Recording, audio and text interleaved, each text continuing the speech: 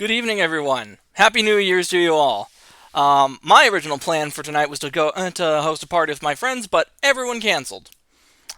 Life happens, I guess. So tonight I'm hosting a stream instead. We can still party. I brought eggnog. Let's get the game going, huh? Alright, file, system config, input settings.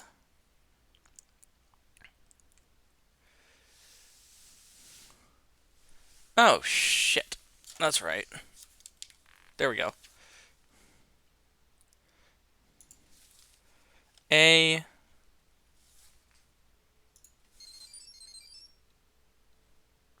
B X Y. Hold up. Let me get the. Sorry about the technical setup, folks. This is the price you pay for live, I suppose.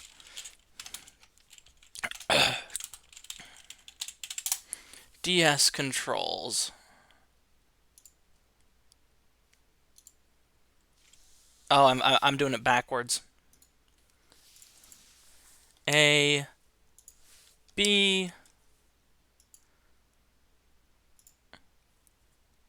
X Y.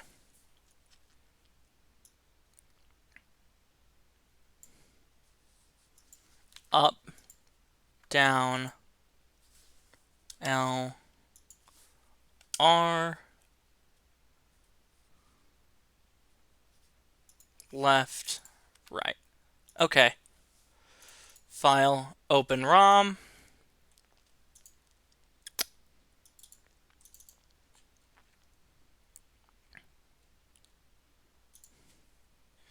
And you know what? Just occurred to me, I should probably get the game capture going, huh?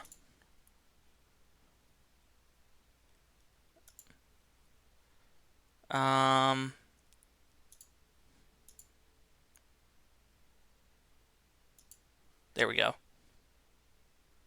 Is it showing?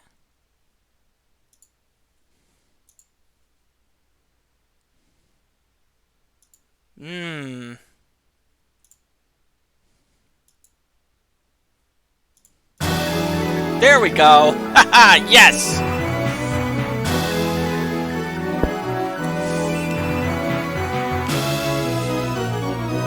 So yeah, the music that we were opening the stream with, that's from this game. This is my favorite video game of all time. I absolutely love this game. For me, this beat out Doom, Deus Ex, and Resident Evil 4. Those are my top 5 would be Deus Ex, the entire Doom franchise, Resident Evil 4, and then what would be number 4 on that list? I guess Super Mario World, because I played the shit out of that game as a kid.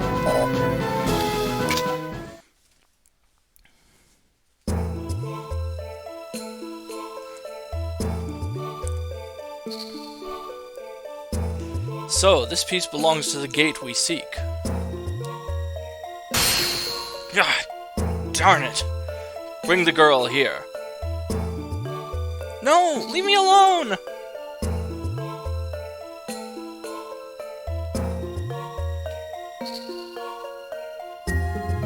What is it?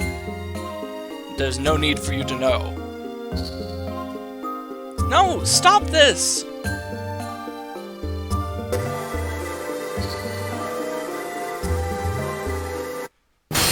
Huh?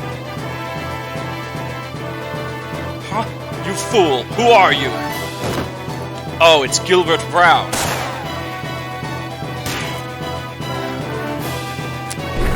How did he know that shooting that would close the door? Don't get me wrong, I like this game, but this is very by the numbers JRPG with silly plot points and all. Actually, no, that question makes sense. Or no, what happened just there made sense. Gilbert is an archaeologist.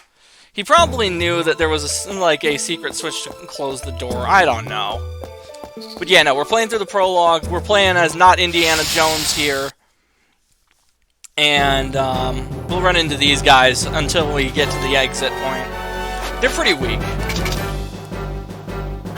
I gotta say, this game looks gorgeous with on Melon DS. Holy crap!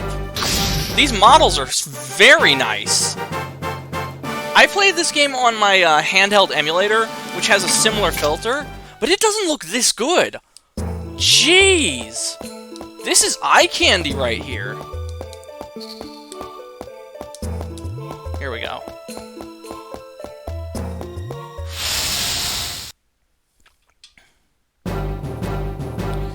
You know what? I'm just going to close out the browser window real quick. We're not going to have any performance issues. I mean, this is a DS emulator for crying out loud. But this does use a high amount of power.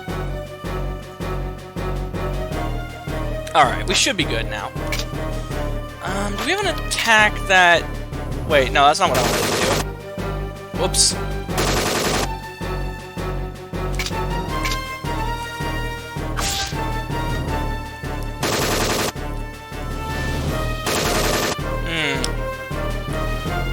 The eggnog to peppermint bark ratio might be off in this drink.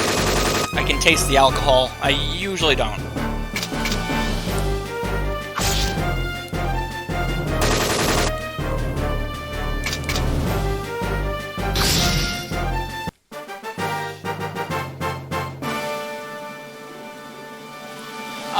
Oh wait, no, I can't just crop out the second half part, the lower part of the screen. That's the one thing that the DS makes the DS kind of difficult to emulate, actually, is if you want to emulate this, you kind of gotta, like, make do with the fact that you're not going to see the entire screen in, like, a good ratio. You're going to have this weird letterboxing going on. I don't think that was an anti-piracy measure on Nintendo's part, but it could have been. Nintendo does not like piracy. It would not surprise me if they would have come up with, like, gimmicky hardware just so that it was harder to play games on emulators. Ha! You're actually pointing your sword at me. You're just as I have heard, you really are a reckless fool. You'll regret this. You can't possibly defeat me. No, you know what? We'll use the skill. Because this will end the fight quick. Now, your main character actually unlocks that skill way later in the game. And the craziest thing is that's not even the craziest skill you can use. I have played this game from the start all the way to the end of the post-game only twice. I love this game dearly. It is my favorite video game in all of existence. However, I have only completed it. I have only beaten the game 6 times, and only 2 of those 6 times have I finished the post-game. And when we get later on into this game, you'll understand why. Now, I intend to finish this game and its post-game for the stream. What the fuck? I have a cut on my foot. How did that happen?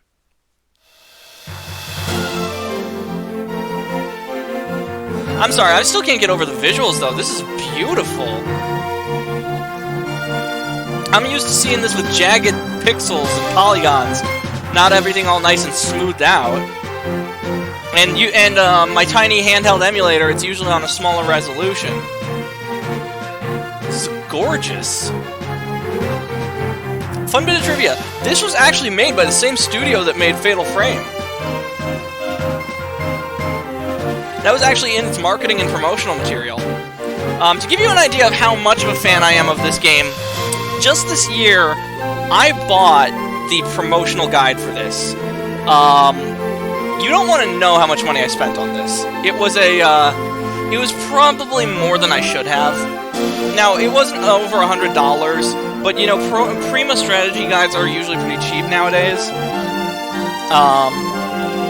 And then, I think at the end of the stream, I'll actually get the poster off the wall over there, so you guys can see it. I actually made my own poster for this game and hung it up in my room.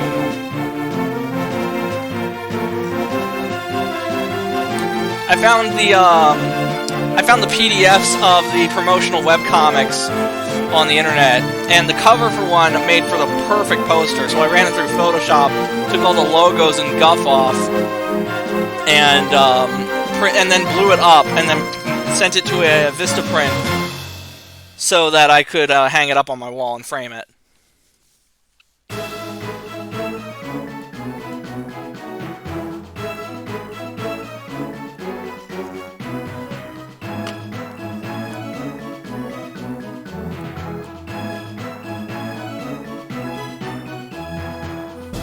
Mrs. Brown, Mr. Evans has come to see you.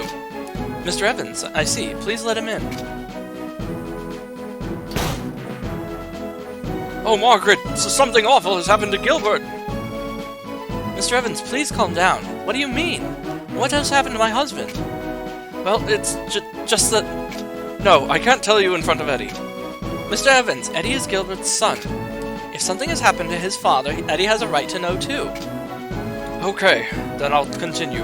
You see, a few days ago, Gilbert's airship was found in the Mediterranean Sea. And even worse, it looked like he was attacked by someone. There was a great deal of damage all over the airship. And what about Gilbert? Well, Gilbert wasn't on the ship. My goodness. Was there any kind of clue as to what happened? A clue? Well, we still don't know everything. We've looked so hard for him, but we don't know where he went missing. There's really nothing we can do. In addition to sky pirates, an odd group dressed in all black has been causing havoc in the skies. No adventurer will start a search. Is that so? Can anything be done? I'm very sorry, Eddie. But it seems that way. I mean, we're talking about something so strong that even Gilbert couldn't defeat it. Any adventurer with even the slightest bit of sense would never be willing to help us. Then I'll go. You can't be serious. That's not something you can do, Eddie. Why not? What's wrong with the son wanting to look for his own dad? If no one else will search for him, then I'll have to go. Eddie, I understand exactly how you feel. But even if you want to look for your father, how do you think you're going to handle that? That's right, Eddie. Oh shit, I completely fucked the... I flubbed it. I messed up the voices. Oh no. I am bad streamer. I am sorry, chat. That's right, Eddie. We really need to leave this kind of thing to an adventurer. An adventurer? Then I'll just have to become an adventurer. I'll find my dad. You'll see. Eddie. Oh my, jumping right into something head first. That really is just like Gilbert, don't you think? But to become an adventurer, first you have to be admitted into the Adventurers Association. Oh god. I've got to pay attention to who's talking. Or I could just get so drunk that I can't read. But I doubt that'd be very entertaining for any of you guys. Well then, I best be going.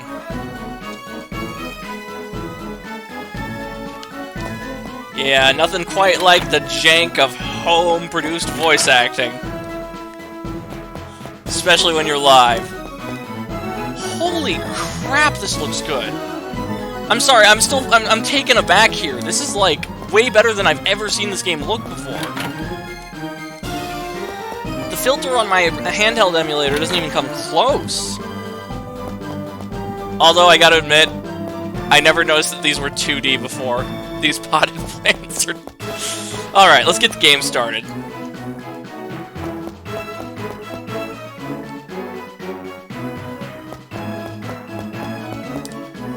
This is the house of the famous adventurer Gilbert Brown. I wonder what he's like.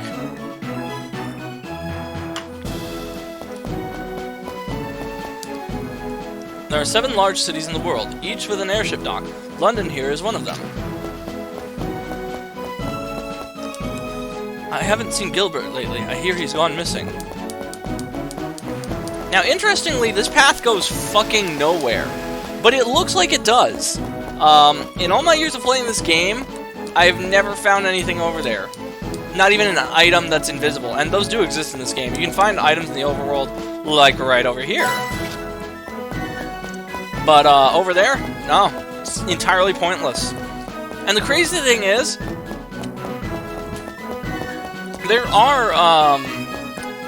there is stuff over there. Well, of a sort, in a roundabout way.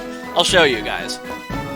This was one of the first things I noticed when I played this game. So you got this 2D backdrop. Actually, I think this is a 3D backdrop. Holy crap! You know, on original hardware, it just looks like a still JPEG. But I think, yeah, no, that's layered. There's 3D models. That's impressive. But yeah, you can't walk over there. I wonder if they were planning to, or I don't know, because it looks like the path does go in that direction.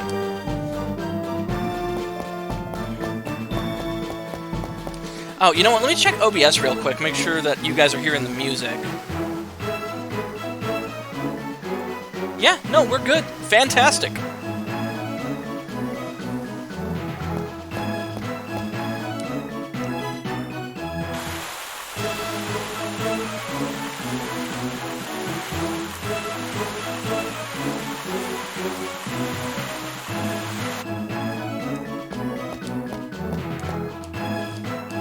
Hello? Lady? The Adventurers Association.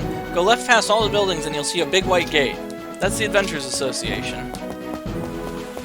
Oh, you know what just occurred to me? I wonder if Eddie's starting weapon looks any better. Because in the original hardware, it looks like crap. Oh, right. I'm still getting used to the button layout on this.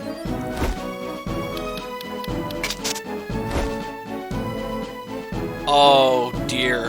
That is small. Let's see if there's a button I can press to swap the screens. Input and hotkeys. General hotkeys. Swap screens. Here we go. Okay. Oh, that's... Well... Yeah, I didn't think it would swap it like that. I thought, you know, one would be bigger and the other would be smaller. Okay. Oh, that's... Oh, well, we'll see it in battle.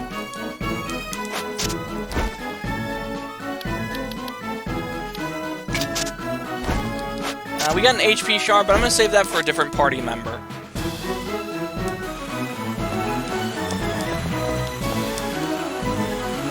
Paulette. I see the same sights wherever I walk. Do you think I should take a vacation?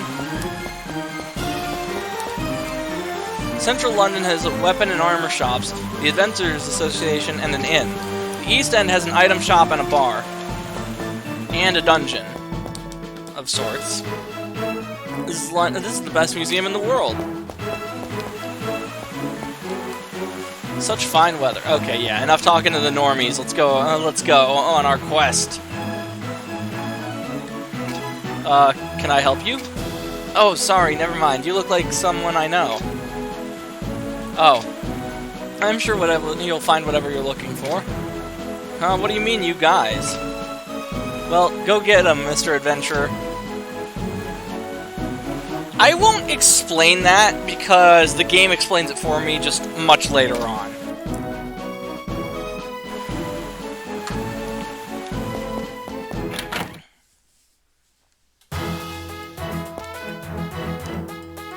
Oh, welcome to the Adventurers Association. Oh, what a cute adventurer, but you might be a little too young for this. I was just kidding. Good luck!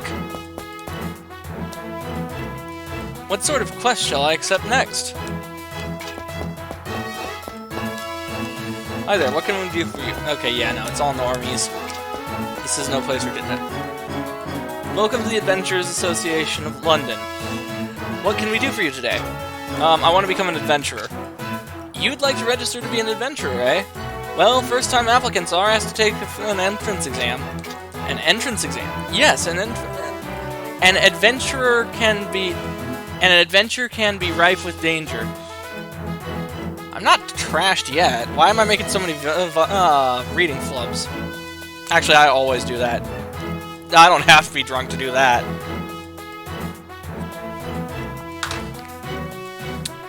You need to take the test to see if you've got what it takes to be an adventurer. You know, sometimes I wonder if I have dyslexia. Because when I read out loud, or even when I'm reading just by myself, I have this thing where I'll get words or letters jumbled up. And you guys have never seen me texting someone, but my spelling is horrific. And I almost wonder if maybe I'm dyslexia, or if I have dyslexia and I was just never diagnosed. When I was in grade school, I struggled with English class because of how bad I was at spelling. We eventually came to the conclusion that I have some sort of learning disability. We just never figured out what that was specifically. But yeah, we need to go into the sewers and wipe out the rats. Or the monster rat. Yeah, monster rat. Ooh.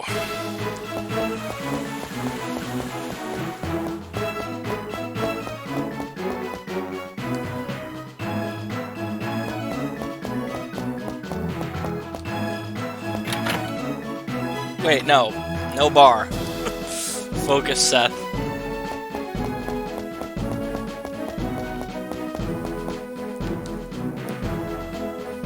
Hey, what are you doing? A mean old rat stole something valuable from my friend Pad and then went into the sewers. Pad went in after it, but he still hasn't come out yet. He's been in there forever. So are you gonna go too? Yeah, that's right. Well, if you find Pad, can you bring him back here, please? Sure, you got it. Oh, here's something that might be helpful. Pad said that there's something called a floodgate down there. I think you have to pull a switch to get it to open. A floodgate controlled by a switch. Okay, thanks. I'm going in now.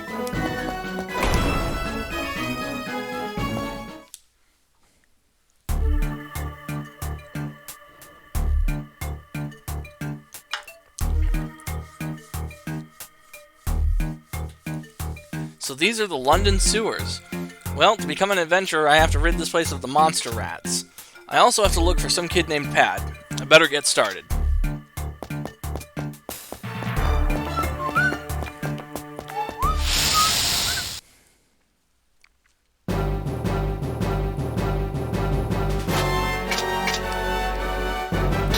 Oh yeah, no, the stock sword still looks like shit.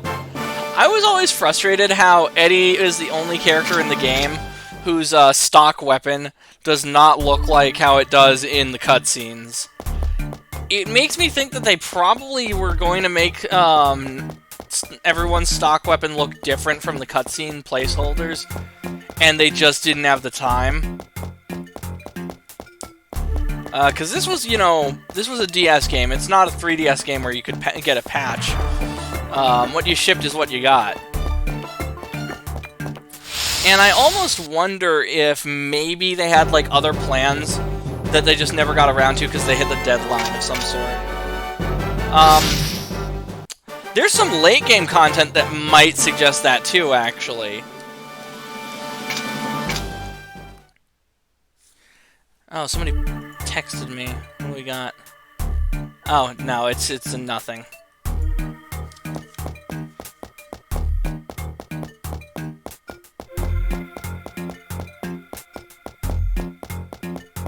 Now, isn't there a chest down here? Yes, there is. 500 gold.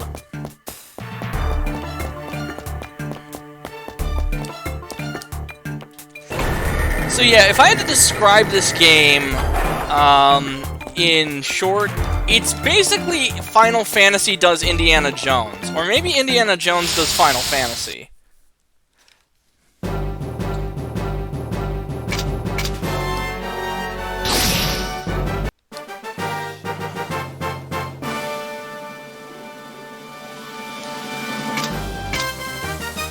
Oh, cool, we leveled up and learned Overdrive. Overdrive is actually a really useful skill. And I unfortunately completely wrote it off when I first played this game. It was only after I've watched, I read the TV tropes page on this game that I learned that combined with the combo attack can actually end bosses in only a couple turns.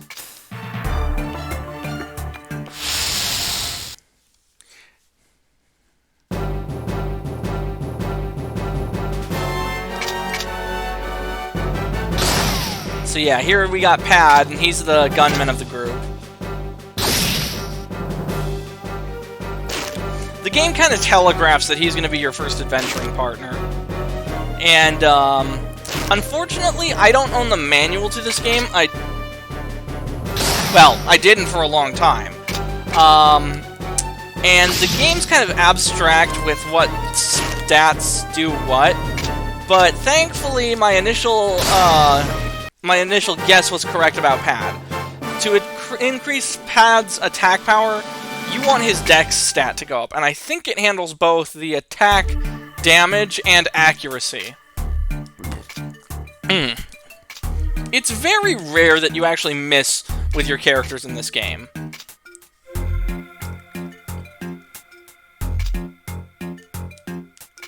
Alright, Pad just ran off. We're gonna save the game, because it will recover our stats. Yes, I know, game. I can only save at these little dungeon diaries when I'm in a dungeon.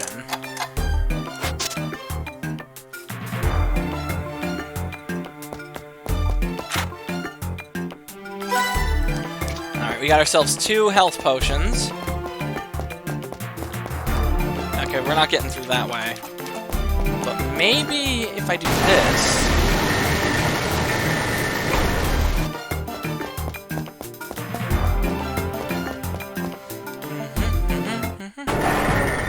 I love the music in this game. The soundtrack's an absolute bop. I actually went and ripped all of the music from the game using special software back in like 2018, I want to say. Because you will not find that there's only one website I found where you can download the soundtrack from, and that's khinsider.com. Which I'm guessing was a Kingdom Hearts forum at one point, but for as long as I've used their website, they've been a dedicated downloading music from video games website. Oh shit, wait a minute, Overdrive's not going to do any good because I don't have combo attack yet. I just wasted a turn. Alright.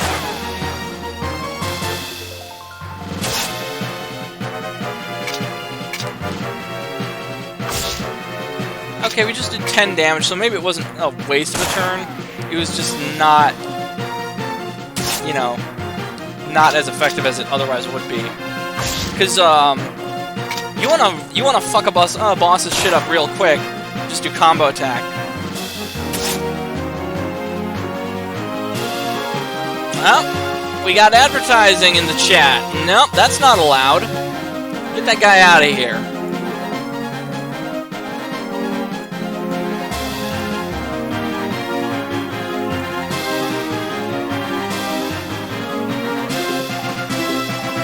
Yeah, get out of here, asshole.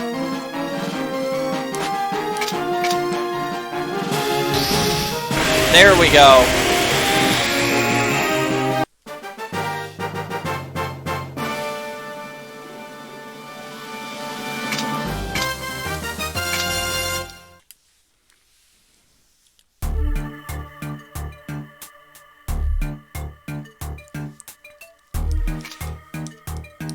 But yeah, no, this is one of the only games where I've actually, like, downloaded special software to my computer so I could rip the soundtrack directly from the game.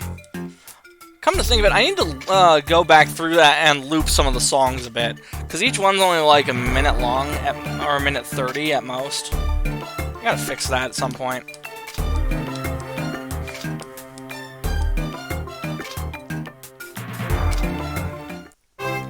Alright, and with that, Pad joins the adventuring party. You can now use party chat by pressing the Y button to talk to other party members.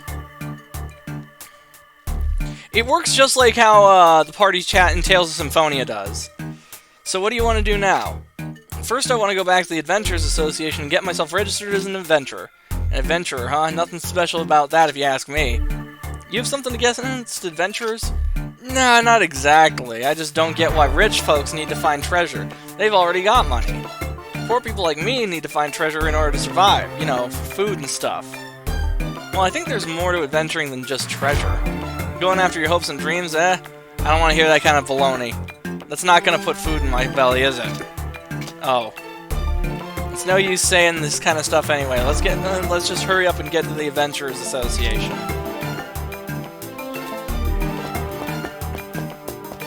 Now, I think there's this... Oh, we can't open it yet. Okay. There is, this is one of the dungeons that you actually come back to much later in the game. Close to the end of the main plot, actually. And that's when you fully explore it. It's kind of interesting. I don't know of many other games that do that, where the first dungeon is also one of the last. I'm sure that there are other games that have done that. I just can't think of any. Oh, you know what? I guess Fable could kind of count if you count the room where you fight Jack of Blades as a dungeon, because you do go there earlier in the game, substantially earlier, for, like, I think a quest or something. I don't know.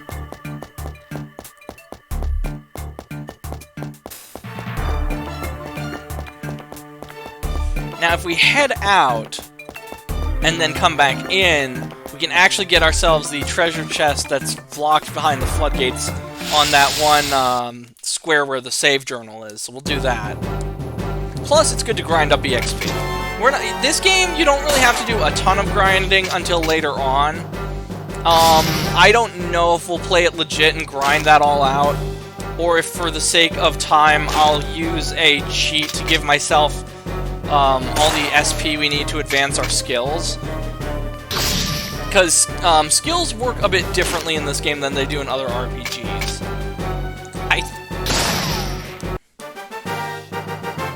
Because you can learn them by leveling up, yes, but to increase how effective those skills are, you need to spend the SP on those skills to upgrade them so that they become more effective.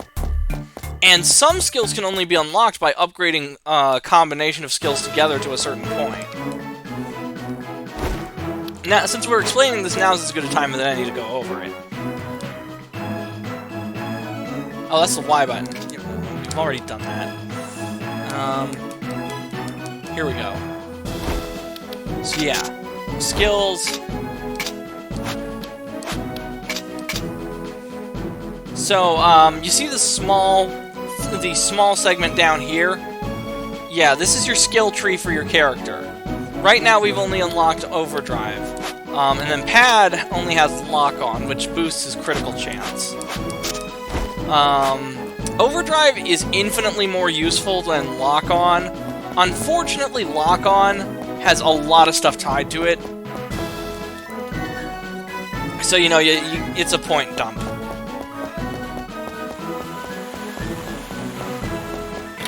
Now here we have the inn. Someday I'd like to see just what's in the London sewers. I don't know why London has an inn when you can rest for free at Eddie's house. That never made any sense to me. Wait. Ellen, okay. If you pay attention, there are actually NPCs that you can talk to who show up as background NPCs and then later show up in quests. I don't know what the ratio is, because it's not all of them. Though that'd be pretty cool if it was.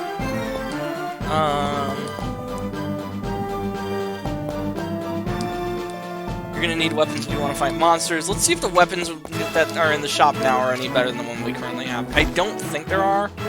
Yeah, no, it's just the short sword, which Eddie already comes equipped with.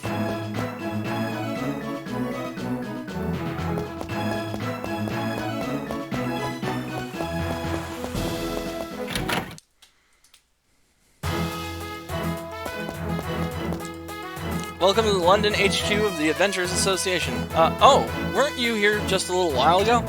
I got rid of all the monster rats in the sewers, so that means I passed the test, right?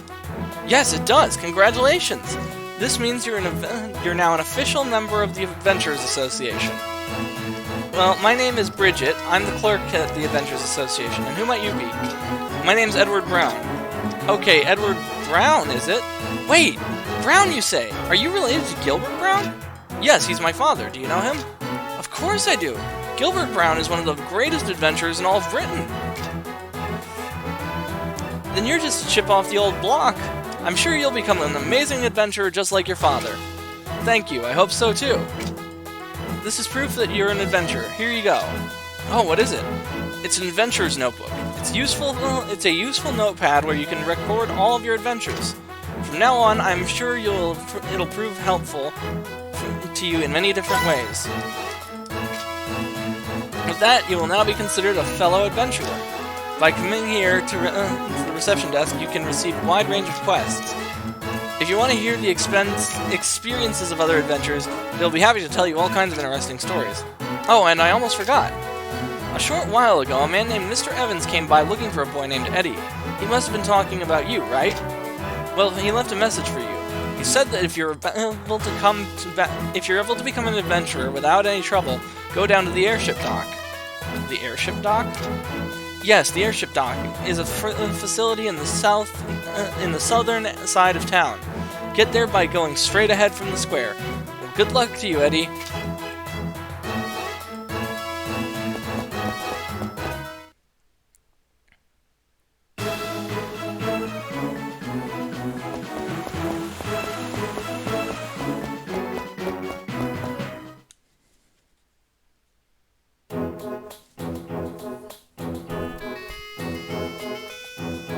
Ah, Eddie. If you came here, then that means you were admitted to the Adventurers Association. Well, just what you'd expect from the son of Gilbert. That's quite a feat, you know. Oh, who is this? This is Pat. He's joined my adventuring party. Oh, you've found a partner already? Well, that certainly is encouraging. I'm not in his party exactly. By pure luck, we're both just looking for the same kind of thing. So anyway, Mr. Evans, why did you ask me to come down here? Oh, that's right. There's only one reason for that, and here it is. What is that? It's Gilbert's airship, the Maverick. After it was found on the Mediterranean Sea a few days ago, I fixed it up. Since you're his son, I think you should use it. My dad's airship? Well, even though I prepared it, it's still not in perfect shape. Actually, there's one thing I couldn't fix, and it was the most important thing, the flight core. You won't be able to fly high up, but if you're just following Gilbert's trail, then this may just do the trick. But even if we were looking to track him down, where do you think we are supposed to go? It just so happens that I have a clue for you. The last time I met Gilbert, he told me he was on his way to Cairo. Cairo? The city in Egypt, right? If we keep flying southeast from London, then the crossover of the Mediterranean Sea, it should be right there. Okay, how does Pad know that? Pad doesn't strike me as the sort to be studying geography. So for your first flight, why don't you travel to Cairo? I'm sure you'll learn something about Gilbert once you get there. Well, I'll be in the Royal Museum if you need me. Please come and see me. Okay, I got it. Guess we should leave for Cairo. Now, there's one thing we're gonna do before we head off to Cairo. Oh wait, Cairo, eh? That's where the pyramid is, right? I've always wanted a chance to go and see the pyramid. It's funny, isn't it? You were just putting down adventurers, but now you're looking like you're having a good time. Keep it quiet, will ya? It's not exactly the same thing. Anyway, let's get on that airship. Right, the airship. My dad's airship. That was not what I meant to do, but you know what? Can we buy the parts? Shoot, no, okay. We have to go in stock. Oh, that's right, because of the tutorial battle. Alright, I'm not a huge fan of tutorial fights. You don't get to outright skip it, but you can get the, you can, skip through the text at least, which speeds things up a bit. So that's what I'm gonna do.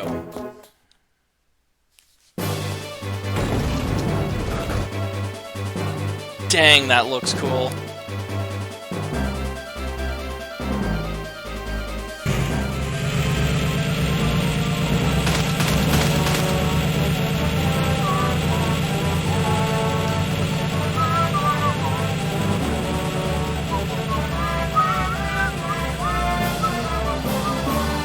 So this is what it's like to be up in the air. My dad saw this kind of scenery all the time. You know, there are monsters and sky pirates up here. We you better be careful. Oh, what is that? Here they come. Let's make them pay.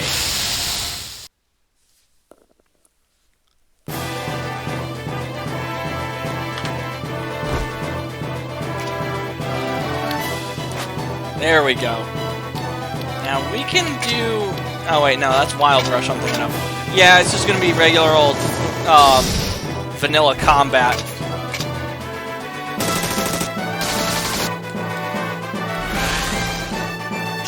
Now, oh, good, good. Beak of Destruction is one of the most annoying debuffs that you can get, because that can actually disable some of your weapons. And when you only have Eddie and Pat on your team, oh, it hurts. It hurts bad.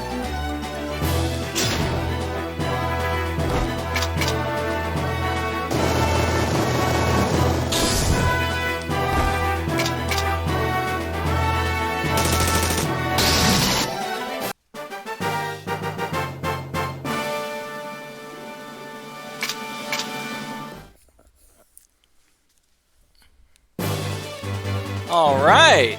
We managed to win the fight, but I never knew how dangerous it was being up here. Yeah, if things get too tough up here, maybe we'd better go back to the airship dock. Yeah, you're right. Well, first things first, let's keep going to Cairo. Which way was that again? When you're flying the airship, it might be a good idea to keep an eye on the map. If you press select, you can switch from the regular map to the world map. Then when you're on the world map, the area around your destination will light up, so you can't get lost. Pretty handy, eh? From here, Cairo is just to the southeast. First, you gotta turn the ship south, head out towards the Mediterranean Sea. Yeah, now I don't know if you guys can see it, but there is a small ping on the map right over there. Actually, am I capturing my mouse? Yes, I am. Let's get that out of the capture window. But before I do that, I want to grab some parts real quick.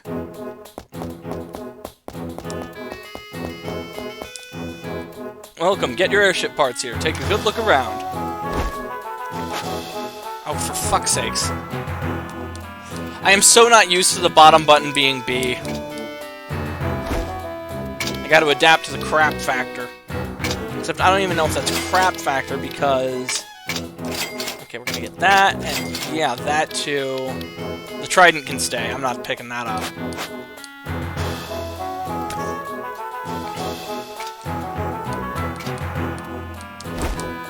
I meant to fucking press the run button. Oh, this is gonna be one of those. Actually, I'm an idiot, because I could rebind the controls if I wanted to, I just don't. We're gonna change that to that. And the Delta Shield. Yeah, there we go.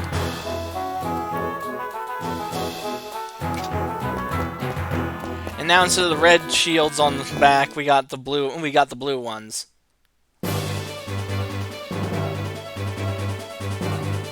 Yeah, those look nice.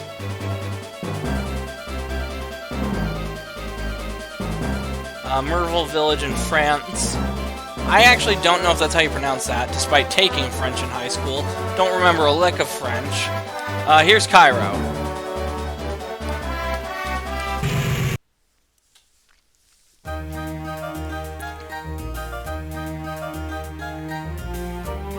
So this is Cairo. My dad came by here.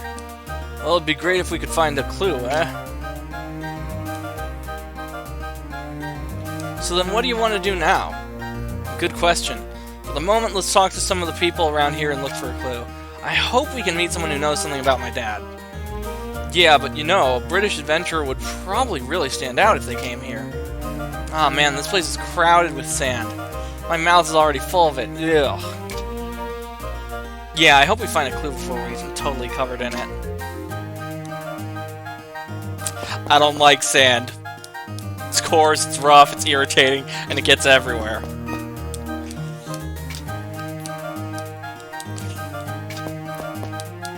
And actually, no, I genuinely don't like sand, memes aside, because every time I go to the beach, I get my hair covered in sand, and I'm still scrubbing it out of my head, of my scalp, like months after the fact.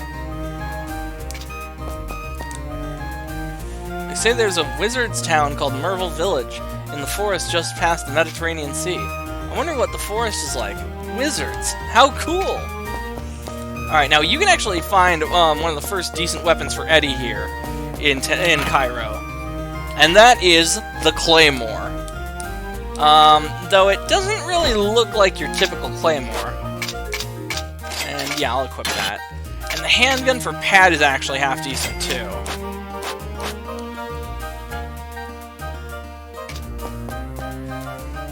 You saw him using his gun in the cutscenes earlier and in the battle. That's what that's one of the weapons that stock looks like their cutscene counterpart, and I actually like it. But the handgun that we got is decent too. And I am still pressing B when I want to hit A. This is getting to be a problem. All right, cotton clothes stats aren't great. The turban, I mean, yeah, it's got good stats, but I'm not wearing a turban. I can't pull that off. Gunman hat, we're giving that to Pad, that's for sure. And the leather gloves we will get for Eddie. Or no, we'll grab that for Pad. I think there's actually a leather gauntlet that you can get in London. I'll have to, when we're next in London, I'll see what there is in the shop. Do you happen to know a British adventurer named Gilbert Brown? A British adventurer? No, I don't. But there's a scholar that came here from London. I met one at a bar just a few minutes ago. Oh, but it was a woman, though. Maybe she knows about my dad. Let's go and meet her.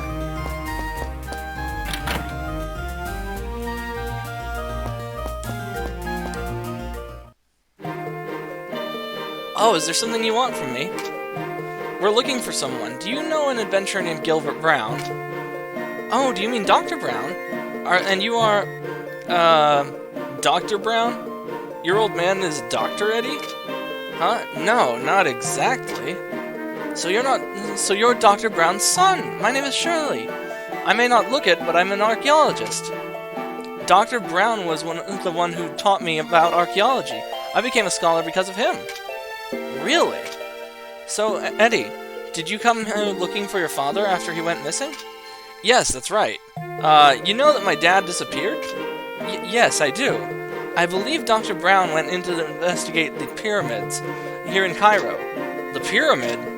Yes, knowing Dr. Brown, I imagine he made some kind of new discovery. The pyramid, eh?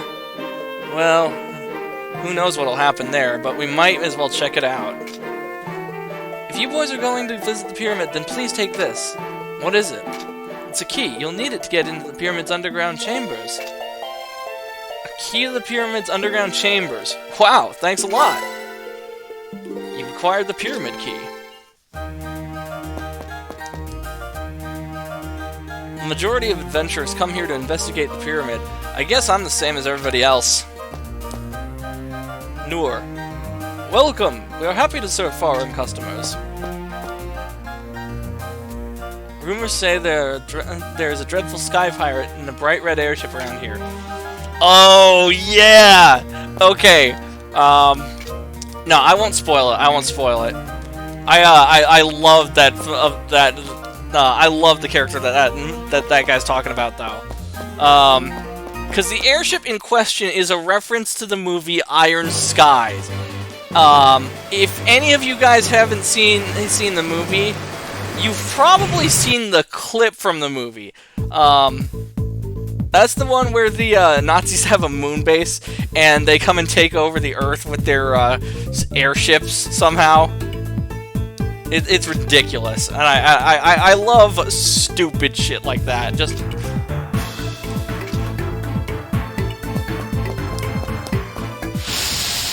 Alright, here we got the pyramid enemies. Oh!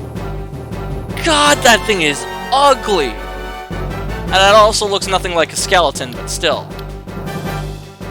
Did I forget to equip Pad with his new gun?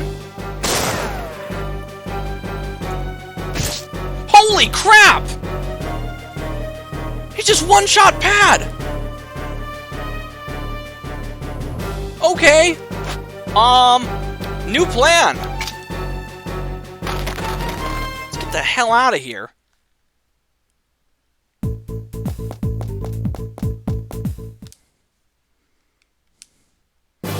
Okay, question. Is Pad dead?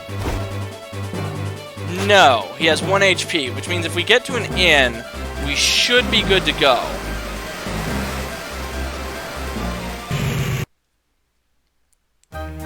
Is there an inn here? Yes, there is. Okay, cool.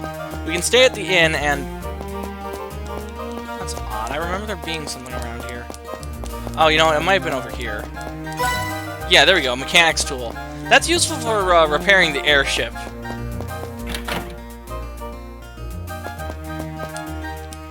Outside might be a sandstorm, but in here it is a completely different world. One night will cost you 100 gold. That's steep. Let's go back to the, We'll fly back to London and rest at Eddie's house. I mean, I know we have like 600 gold, but 100 of our 600 gold, that's not an insubstantial amount.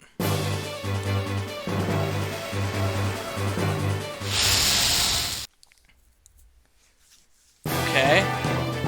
Oh, an air blitz and a Scalia crow. Alright.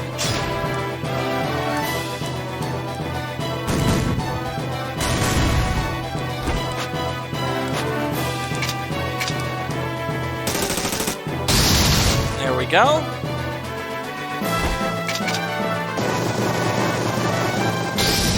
Bingo. Wiped out the lot of them.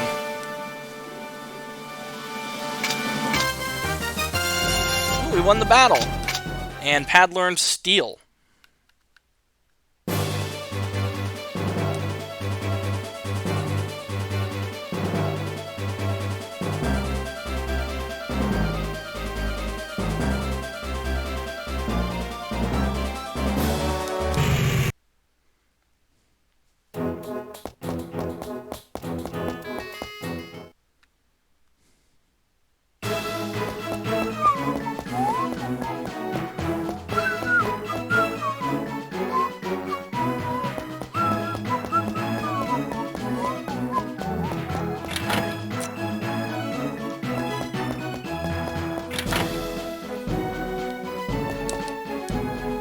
Master Edward, I am confident you will find Master Gilbert.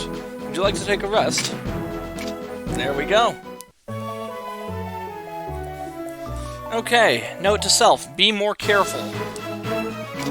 Pad just got nuked by the skeleton in the pyramid because I forgot to heal up.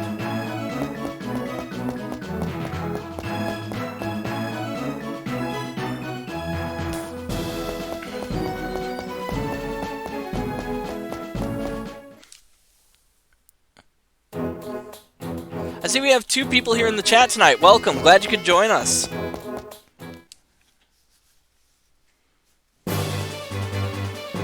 Alright, back to the pyramid. Wait a minute. That's not the right way, is it?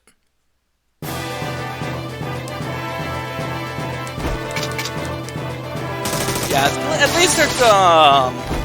least the enemies that you run into in the sky in this part of the game are relatively tame. Now, you can wander off into areas that you're not expected to go, and run into a soft wall of sorts. Actually, you know what? Let me save the game, just in case something happens. For fuck's sakes. Press the B button instead of the A button. I keep doing that, too. That's really messing with me. There we go. For example, I could go north from here, and you will run into some really, really nasty enemies if you do that. I'm not gonna do that, but it's entirely possible. Thankfully, you only really have to make that mistake once. It's kind of like Final Fantasy II, where when you get to new areas, you don't quite know what to expect. I don't think it's as extreme as Final Fantasy II.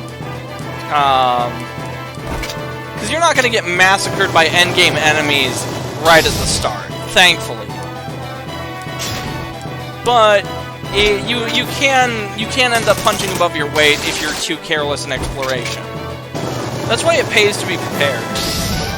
When you're exploring the overworld and you think you're going into an area that's unrelated to your objective, just save. For the love of God, save.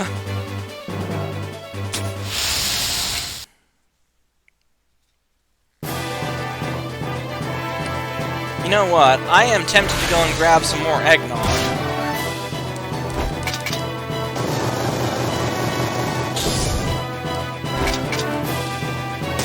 I wonder if I could play the game, like, from my kitchen, since I have a wireless controller.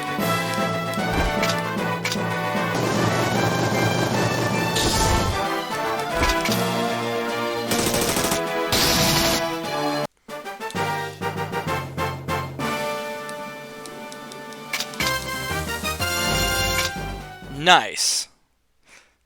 I'm trying to remember if this is one of those games where your stats, or no, where you recover health when you level up or not. I think it is, but I'm not 100% on that.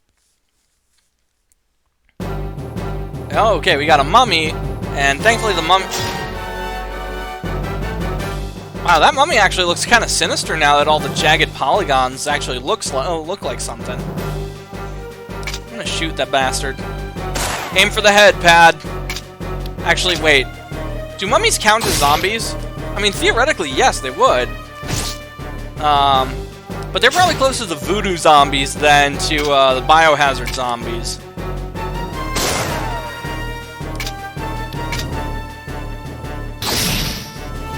Yeah, see?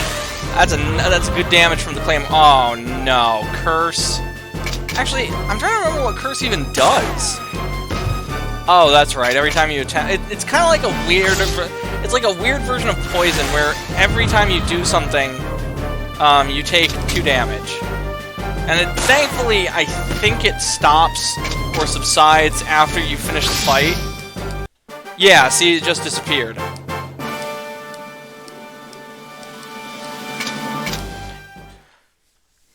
Actually, you guys might not be able to see the tiny screen down here.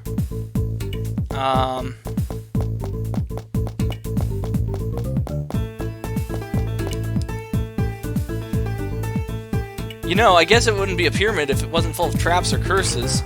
Hey, stop trying to scare me. What, you mean you're afraid? I'm not afraid. How about you, Pad? You mean you're not spooked at all? Who, me? Nah, I'm just fine. Are you sure? I think your voice is trembling a bit. Ah, put a lid on it. I always start shaking when I get excited. Whatever. Anyway, we'd better be ready for anything. Yeah, that's for sure.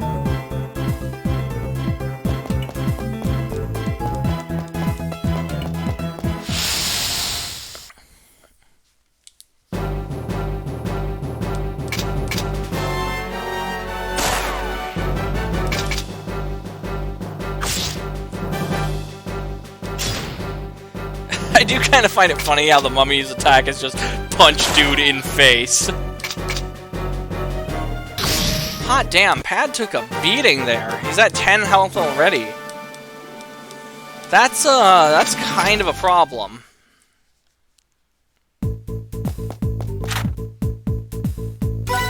Let's go down to the pyramid basement and pick up Pad's jacket from the secret room.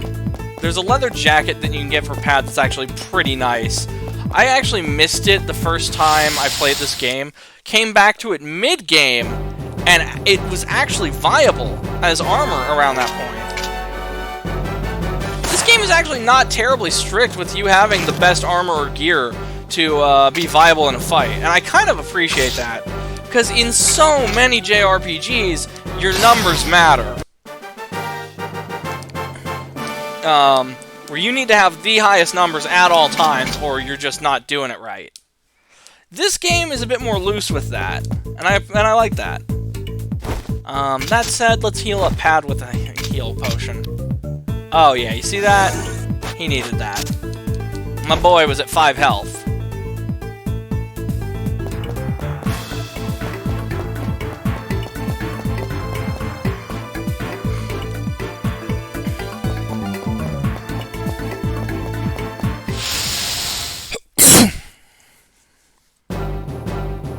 Oh, those are some ugly-ass spiders.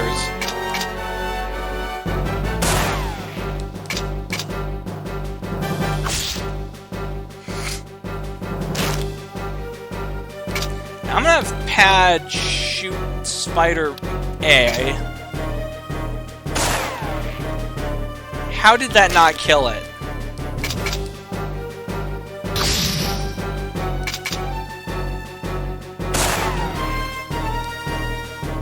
Alright, I need to remember to give Pad the handgun instead of the flintlock that he's using currently.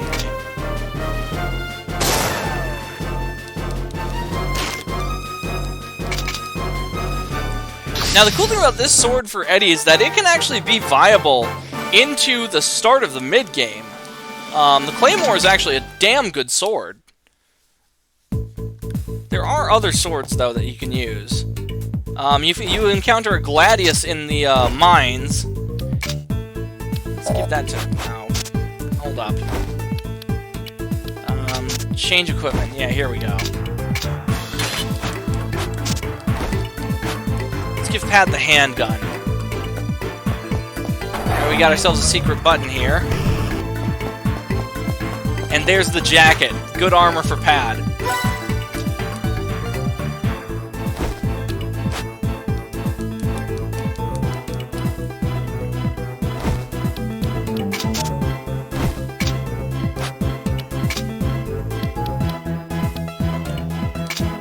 Got that. Oh, here we go. Leather vest to leather jacket.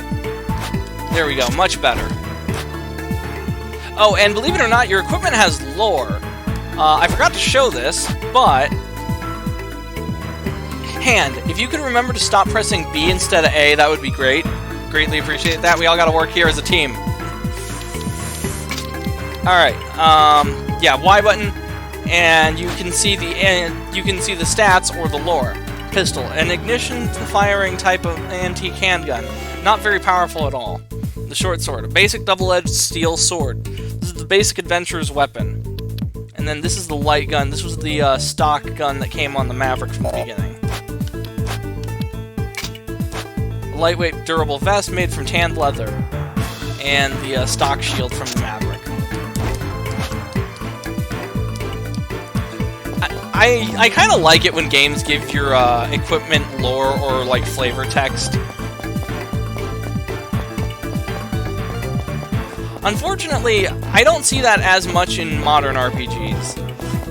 Then again, what was the last modern RPG I played? I'm trying to think.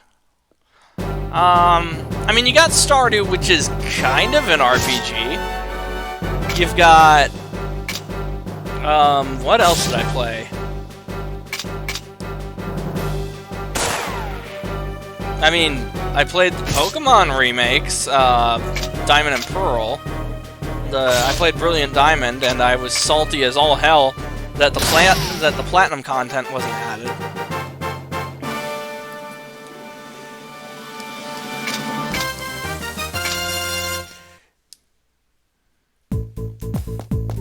But I'm not sure if that counts, because that's a remake.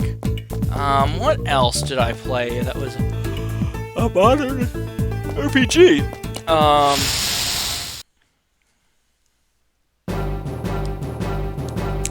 Yeah, you know, I can't think of anything. Nothing's popping out at me. I play a lot of retro games. I haven't played Elden Ring because I don't own it yet. I probably will play Elden Ring at some point. I shit-canned my Dark Souls streams because I realized that I had no way to make that interesting. It was either start screaming incoherently or cheat, and neither of that... I mean, sure, you guys might be entertained by me screaming incoherently for, like, one episode, maybe, but an entire series... like an entire game's worth of incoherent yelling at the game and getting mad, I can't imagine being very fun for you guys.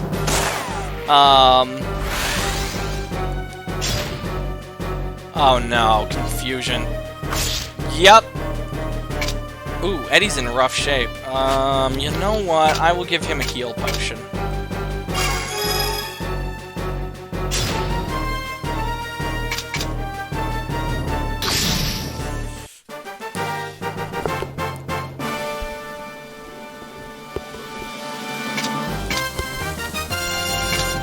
Combo attack.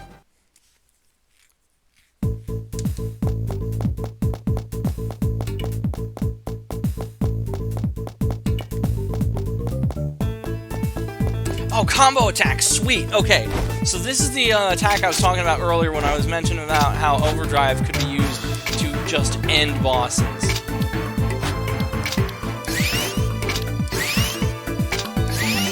All right, we're gonna start pumping skill points into those. And this is that skill right there is why Eddie's weapon doesn't really matter until the mid to late game is when Eddie's weapon actually starts mattering.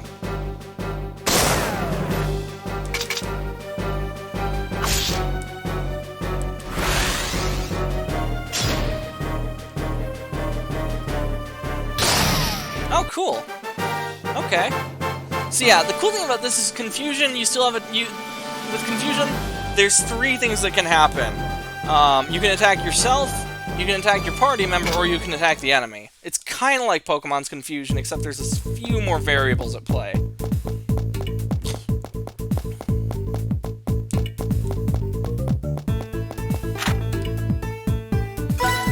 Heal bottle. Okay.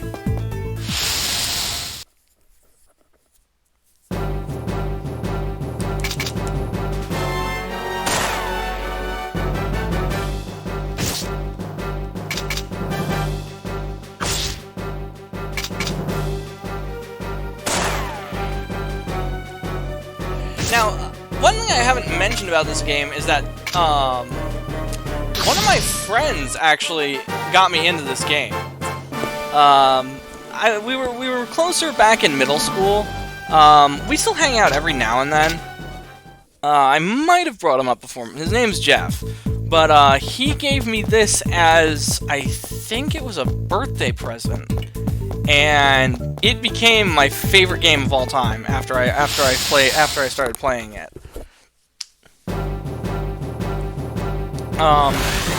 And I only found out that it was inspired by Final Fantasy, and I mean the Indiana Jones inspiration is rather obvious, but I didn't know that it took most of its cues from Final Fantasy until years later.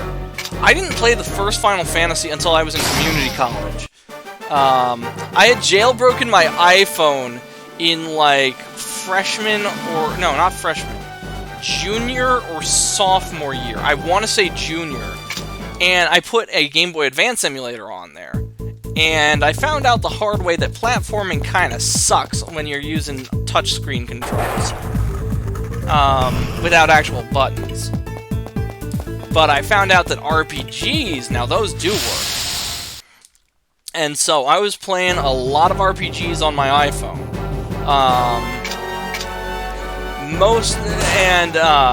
So the first time I ever beat Final Fantasy was on my jailbroken iPhone, on the Game Boy Advance emulator.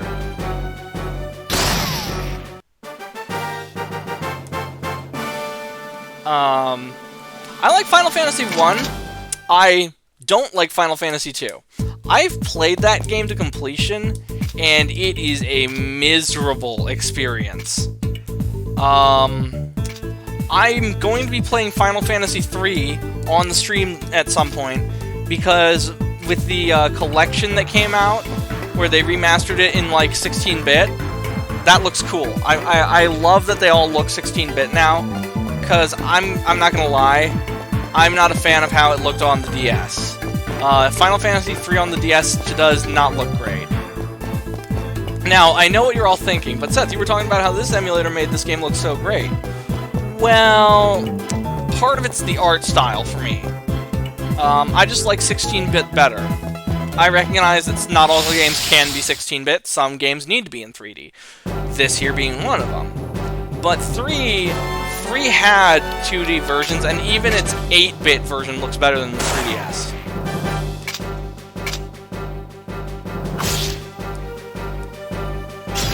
You know, Pad's new handgun isn't doing that much more damage than his previous. Because he only shot the spider for 9 damage.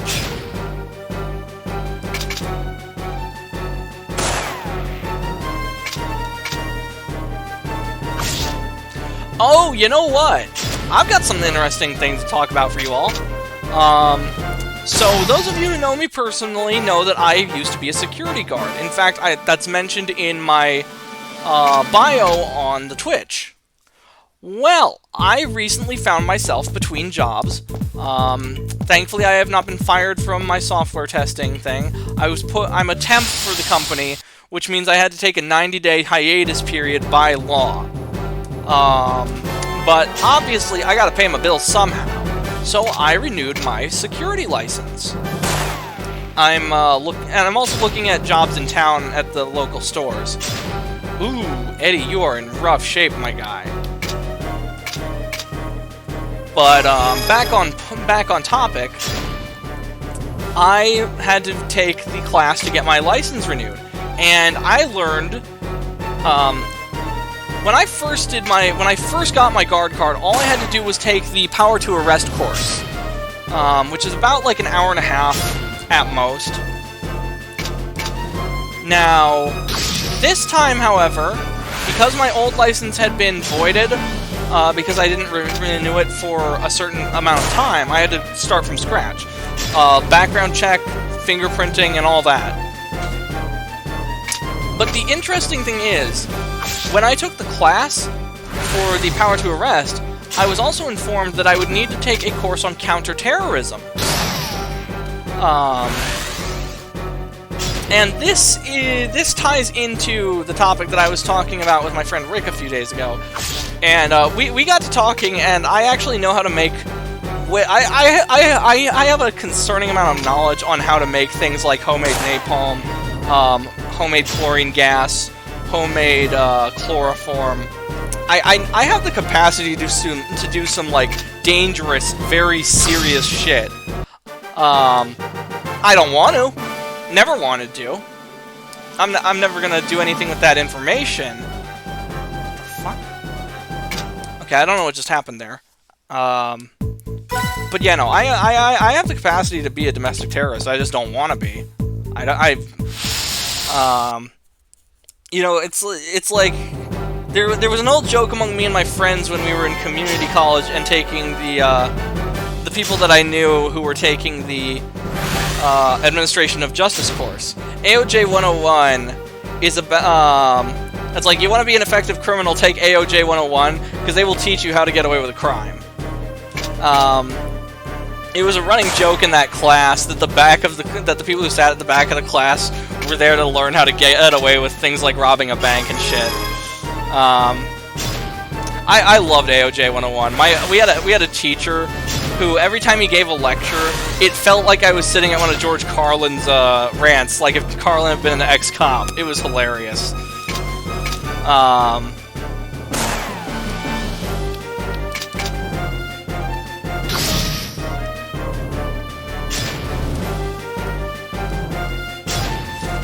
Now, for legal reasons, I will not disclose how to make any of the homemade stuff. I'll just say that I know how, and I could prove that if I had to. And for legal reasons, I will not prove it.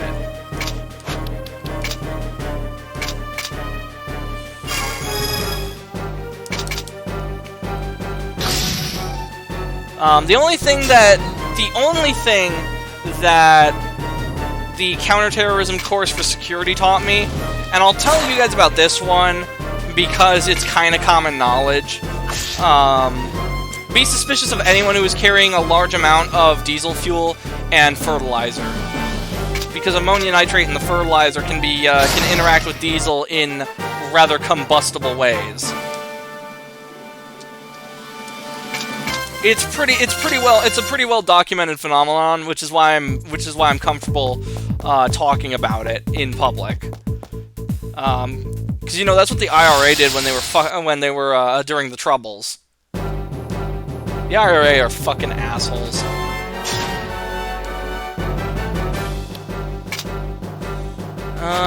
Attack. Oh, you know what? I should have shot the guy. I should have shot the guy in C. Oh well. Yeah, we'll start focusing Mummy C, and hopefully we'll neutralize it with Pad's next attack. Nope, not even close.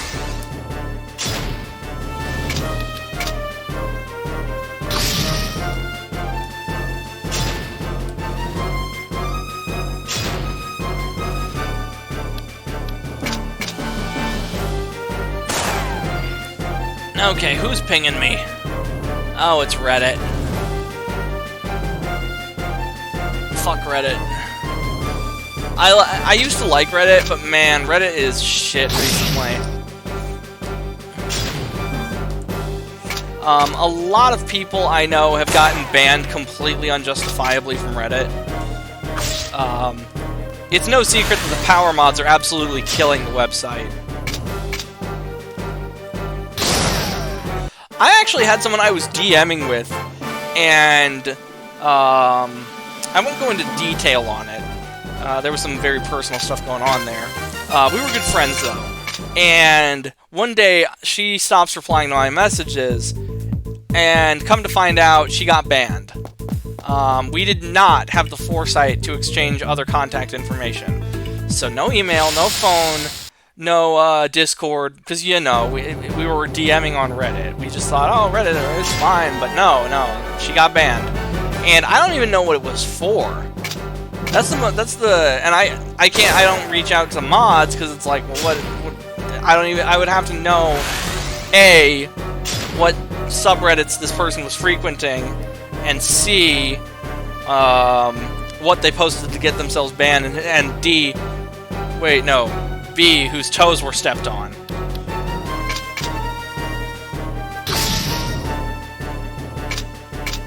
Huh.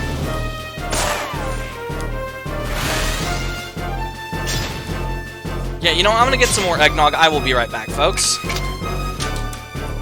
I will leave you with this awesome battle theme.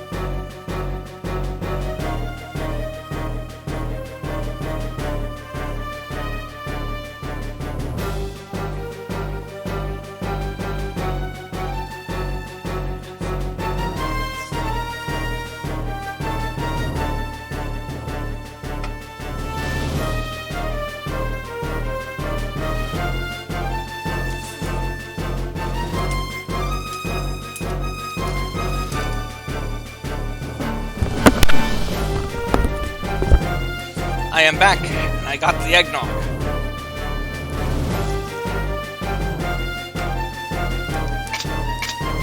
I also have popcorn. I love caramel and cheese popcorn. Actually, I just like popcorn in general. Not as much of a fan of those like weird seasonings that had like ranch flavor or shit like that. That's I'll pass on that. But you know, typical butter and salted popcorn, or you know, can't go wrong with the classics, the caramel and the cheese. Good stuff.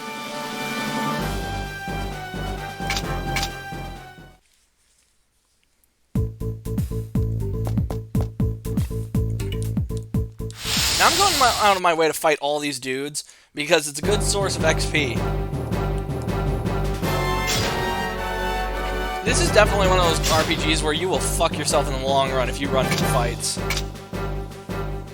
Now you don't have to, and the reason I said you don't have to do a lot of grinding, I'm sorry, there's a bit of congestion and it's fucking with me.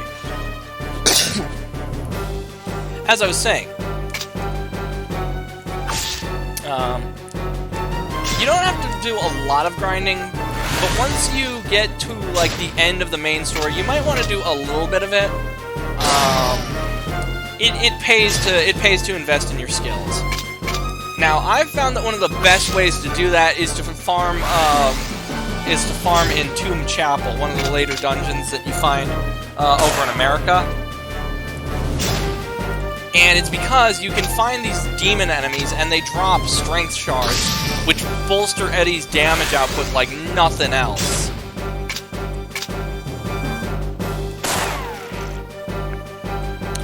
Decent for Melody too, but you'll see why I don't consider her a primarily strength character. I mean, yes, she wields a mace or club, but she has other talents that are better suited to be using.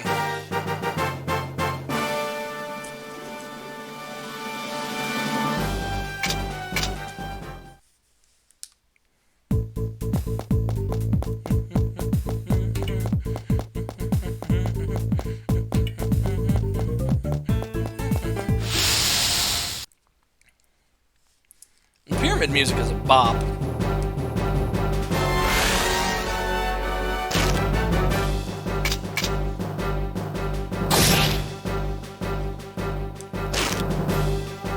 You know, it's funny. When I was in high school, I actually had a toy Nerf sword that looked a lot like Eddie's Claymore that he's using right now. Except the handle on that was yellow, and mine was yellow.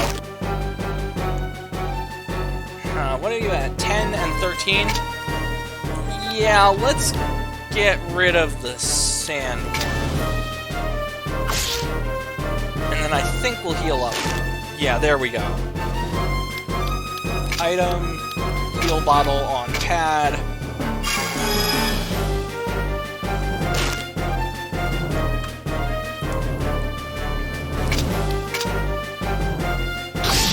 There we go. Heal bottle on Eddie.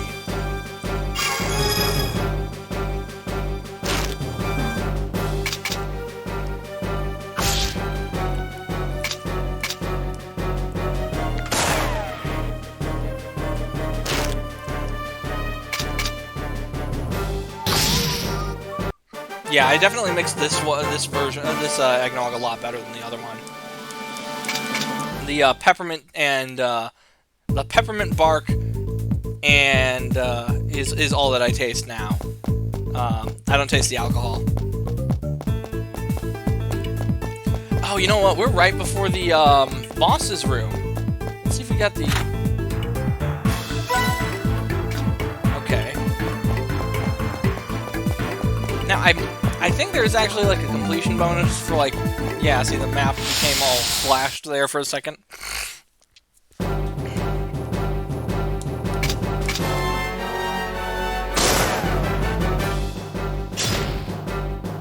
Not bad.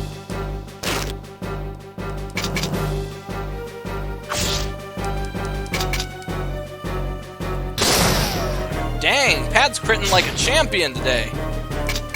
Or in this fight, at least.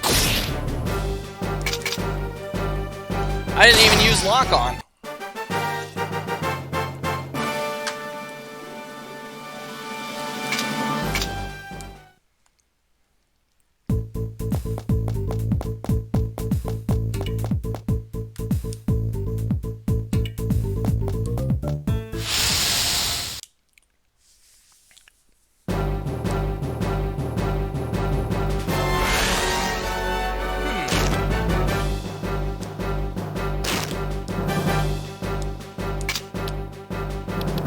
Yeah, that's... We'll get rid of the weakest one first.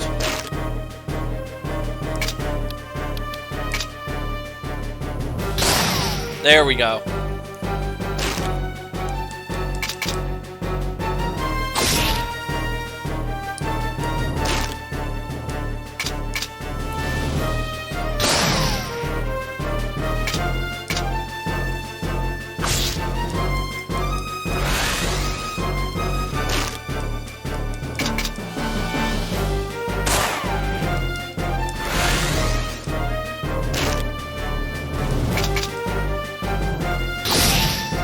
Bingo.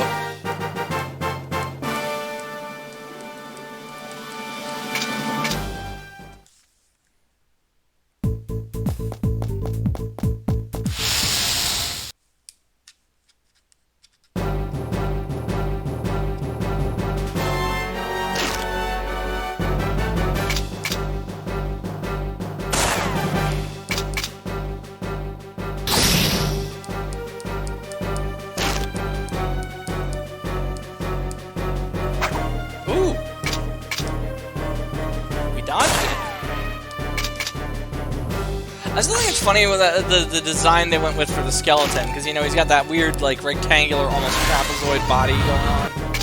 No skeleton looks like that.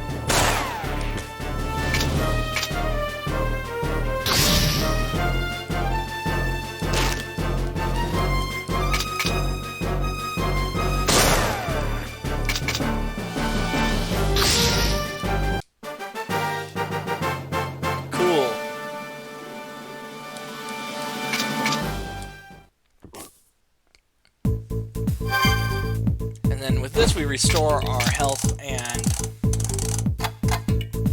Oh, you know, we have a good amount of SP on us. Let's invest into overdrive and combo attack a bit more. I just realized that is not the correct thing. There we go.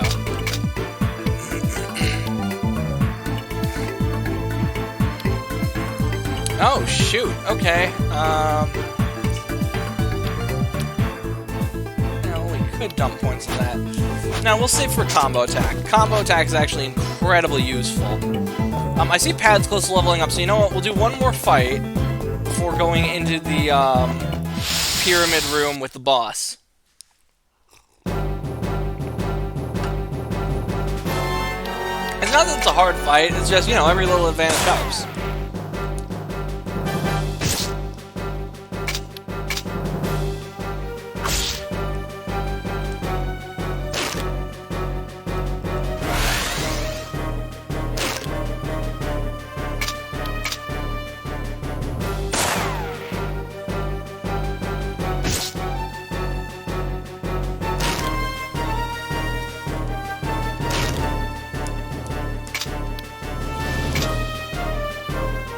Yeah, that got rid of the skeleton.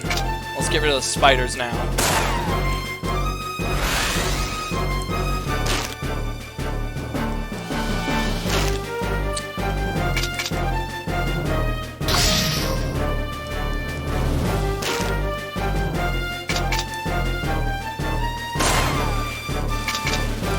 Oh yeah, the enemies in this game don't scale their damage with your level, which can lead to some really funny outcomes if you forget to do early game quests until later on, like I have before.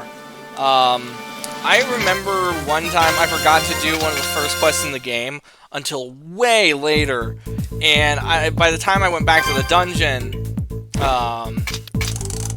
the enemies were doing zeros to me. It was just character did not receive damage over and over again. It was actually pretty funny.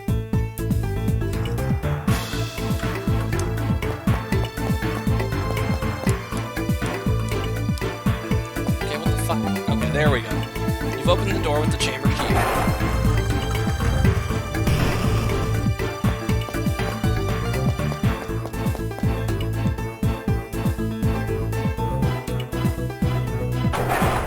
What do we got here?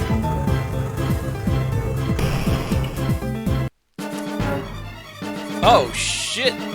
That mummy's alive! Pad, that's not a mummy. That looks like... Well, I don't know my Egyptian gods, but that looks like one of them.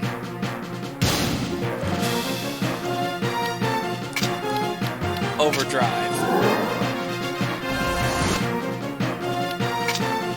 Lock on.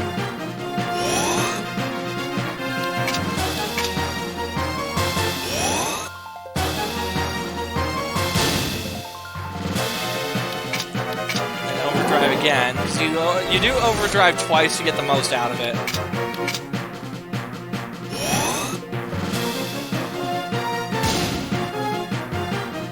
And now for combo attack.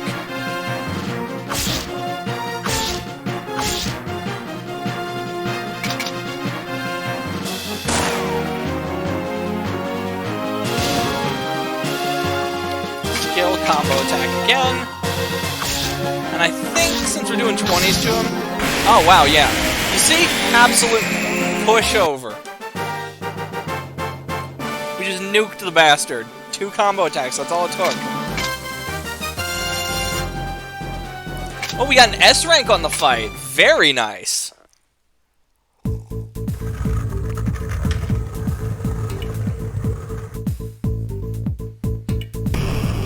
What is this? It looks like... Hey, I see footprints. They've got to be my dad's. Let's go.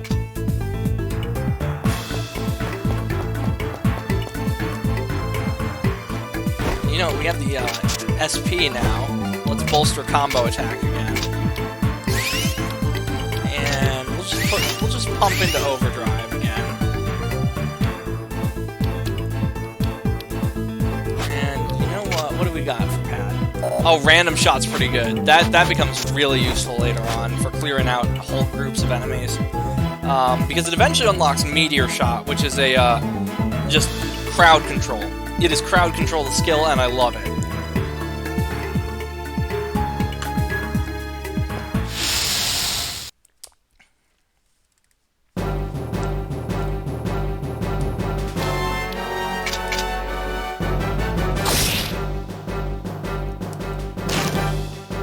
Oh, and don't neglect your airship special skills. Because there's a boss in this game that is a complete bitch if you don't invest in your airship skills.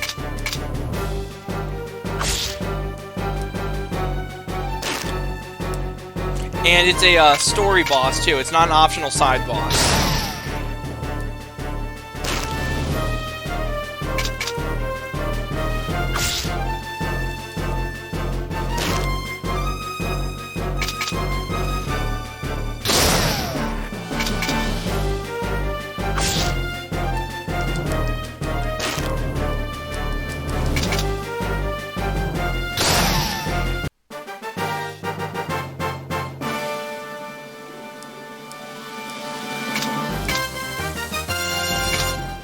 Nice. And you know, let's go save the game again.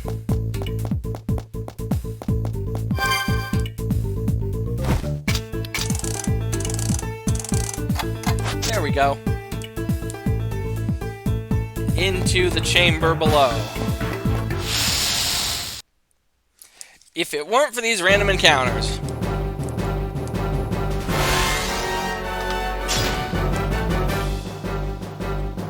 Oh, Pat, no, don't do that. Alright, yeah, unfortunately, Eddie doesn't really learn any crowd control skills until later.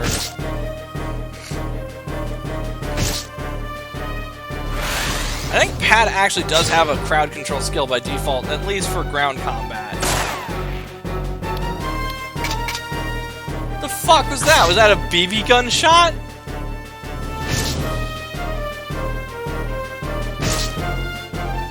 I'm not complaining, but still, just a 1?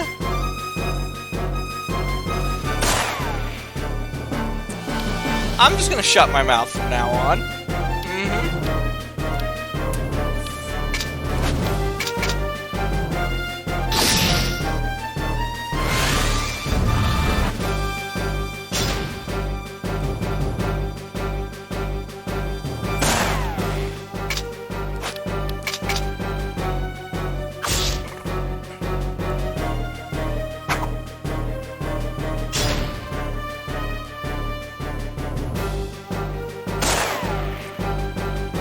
Oh, cool. Pad's not confused anymore.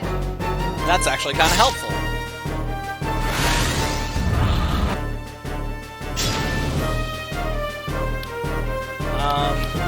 Oh shit, does he not have random? Okay, no, he just got random, so no, he doesn't.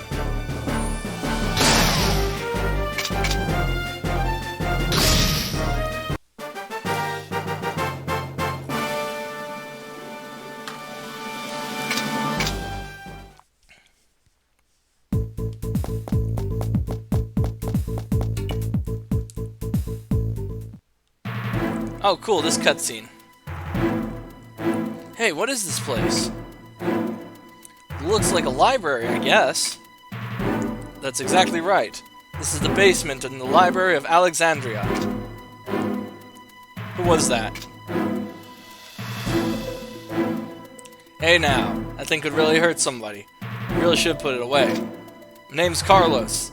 You could relax. I can be trusted, okay? Nothing can be trusted in a place like this, man. So what are you doing here? The same thing as you, Edward Brown. Oh? Well, what was that exceptional adventure Gilbert Brown so hot on the trail of? It kind of stuck my interest. So do you know why my dad went missing? Sorry, I don't know anything about that. That's not what I'm after. So what was he looking for in this place? Hey now, isn't that why you came here? To find that out? Best of luck. A man doesn't really become of age until he can outdo his dear old dad. Who was that guy? He definitely seemed fishy. So many people seem to know about my dad. I wonder what he was up to. Okay, now you can find one of your first gadgets here. I don't remember if it's in the chest on the second floor or on the first. I want to say there was like an unmarked item that you could find on the first floor somewhere.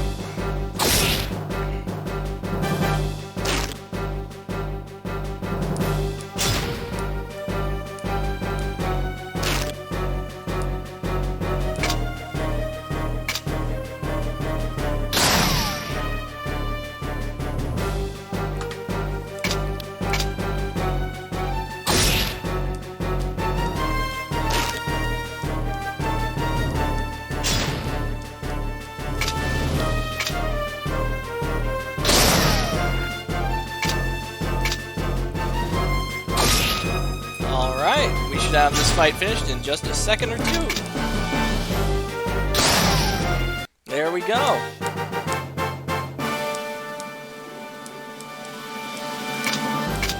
How long have we been at this for? About an hour and 47? Alright then. Oh, yes. Random encounter. My best friend in the world.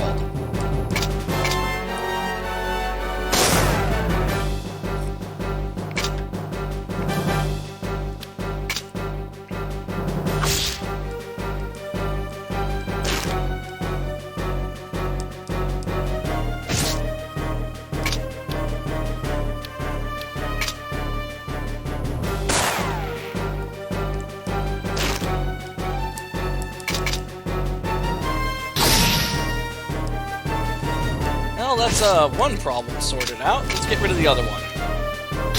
There he goes. Now just for you, Sandworm B.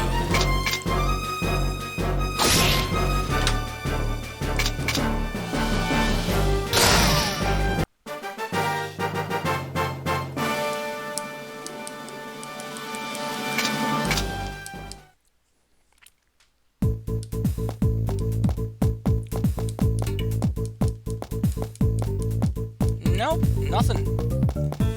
Oh, I see it. It's over here. Mechanics tool. Okay.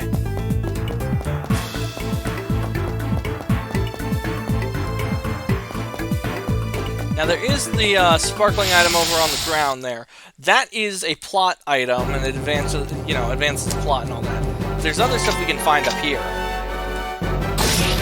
I'm sure you all saw the red treasure chest.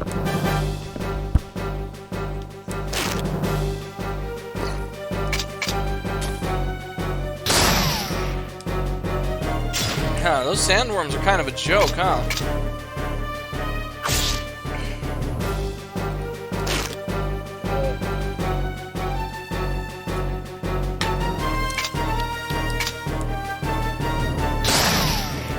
Okay, that simplifies things.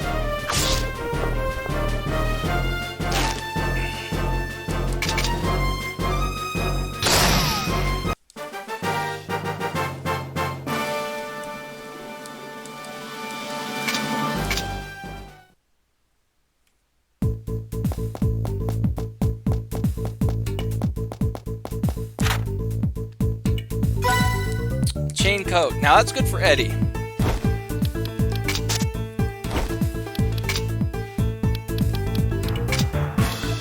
A man's half coat made by weaving metal fiber into the cloth of the metal. Lightweight, durable long coat for adventurers made from tan leather. Yeah, no.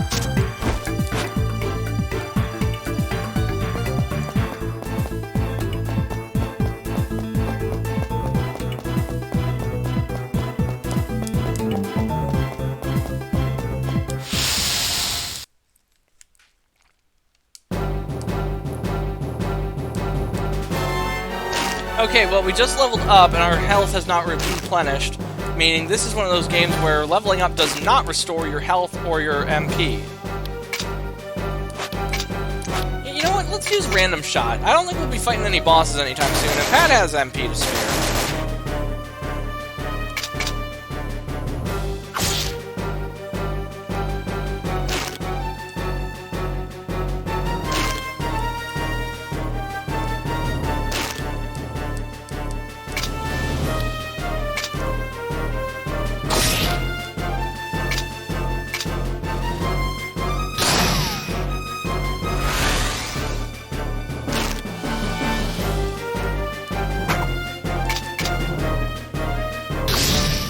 Go.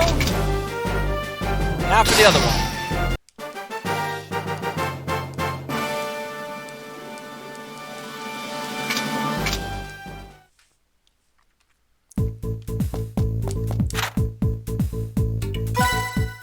Warp stone. Now that'll teleport you to the front of the dungeon, but we're not going to be using that because that's lost XP.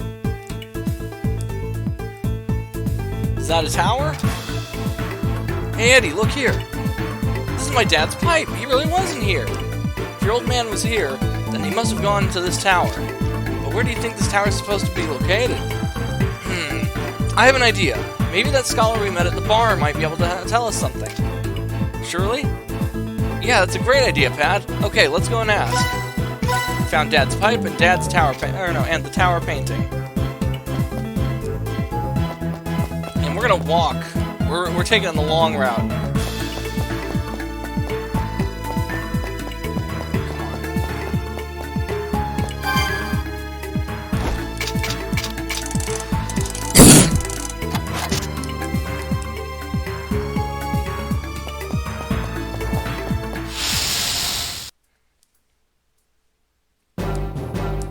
Oh boy, it's the Three Stooges. Oh, and he cursed Eddie. Lovely. Let's do random shot.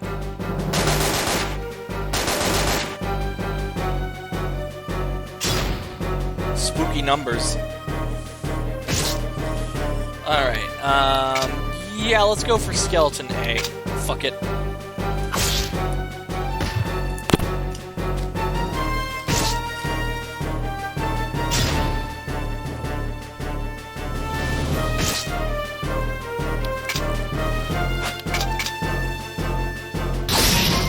There we go.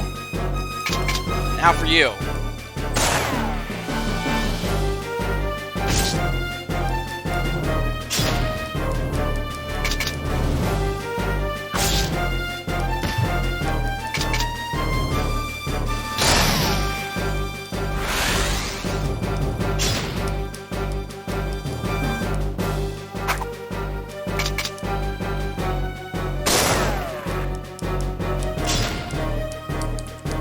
Come on. Almost. No, no, no. Fuck.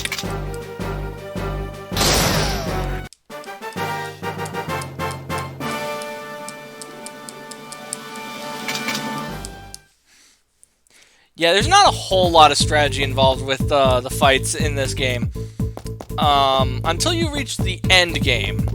The end game is when it turns into almost a puzzle, really, in the combat. Where you gotta figure out who's best suited to what role, and have them dedicated to that throughout the entire fucking fight. It's like fighting a raid boss, actually.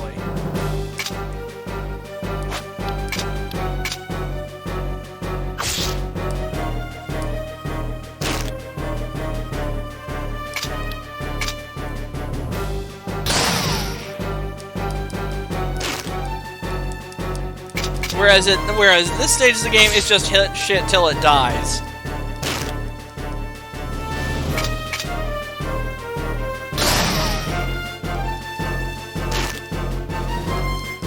Oh, I see my phone is at 13%. I will plug that in. So that way I can keep an eye on the chat.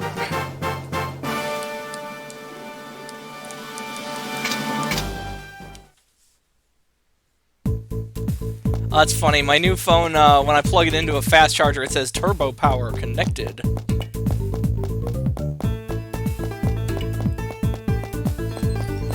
Oh, and before anyone asks, yes, I will be streaming the Mega Man Battle Network Legacy Collection.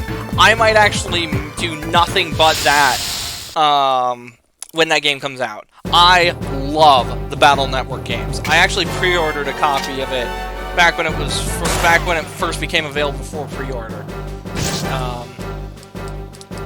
And we know for a fact that it's coming out no sooner than May of next year, because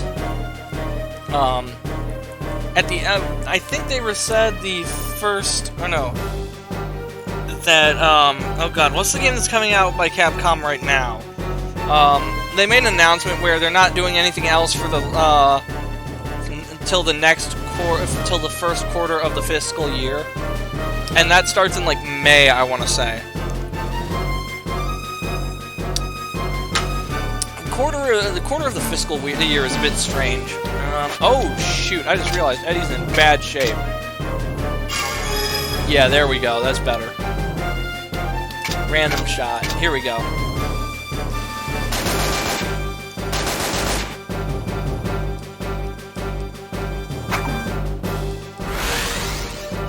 I turned my entire cell phone into a PET from the Mega Man Battle Network games. My old one even more so. My new one, I'm actually adding features that I neglected to put into the old one. You could say this new phone of mine is the Model 2 of the PET. Because on the old one, you just had a picture of Mega Man and then a text dialogue that would change based on conditions. This new one, the picture of Mega Man will actually change. So you'll have like different styles or soul unisons that become visible or invisible based on those same conditions that affects the text box.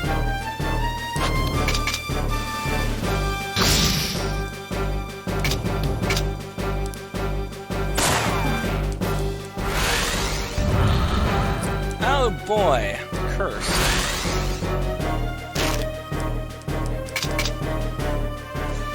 You know, I want to see an RPG where an enemy curses you by, like, texting your phone and sending you a cursed image. Honestly, a lot of people think that cursed images are spooky. I think they're fucking hilarious.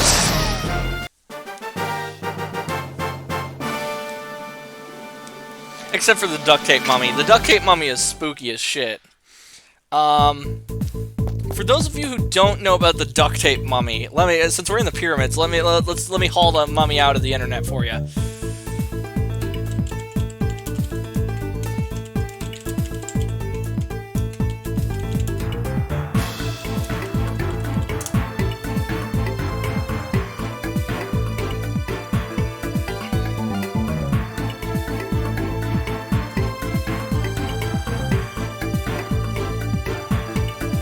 Open a new tab.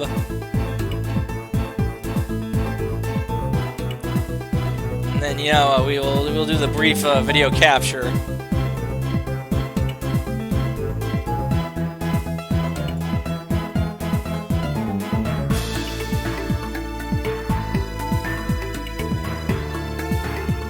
Uh-oh. Oh, shit. Okay, now we got that. That's good. Okay, so let's try this.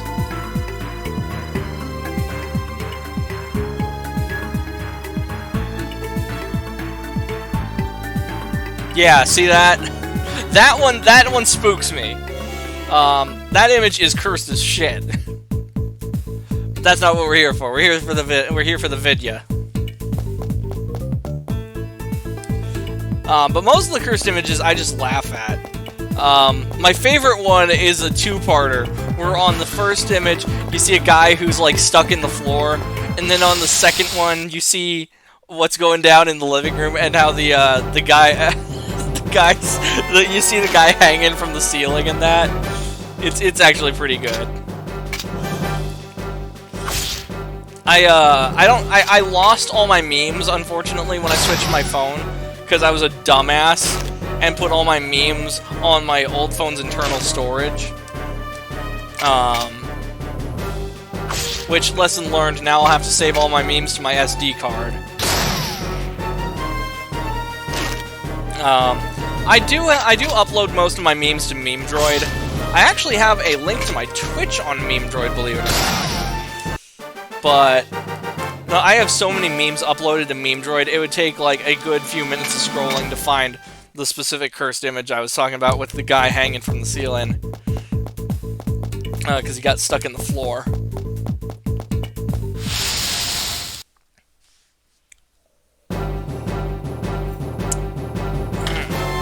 That's good eggnog.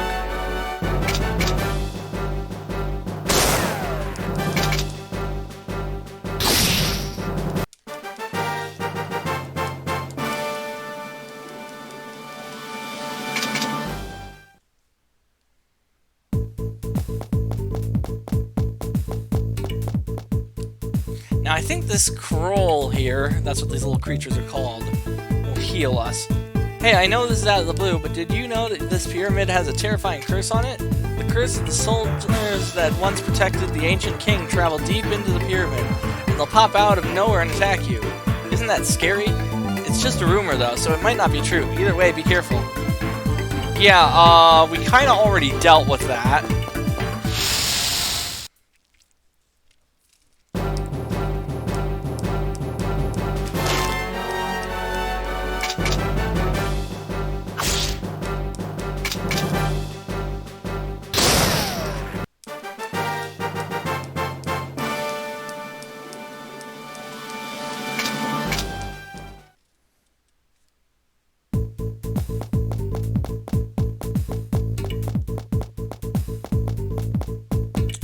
Oh, you know what? I missed that little corner over there. Hold on, let me get that.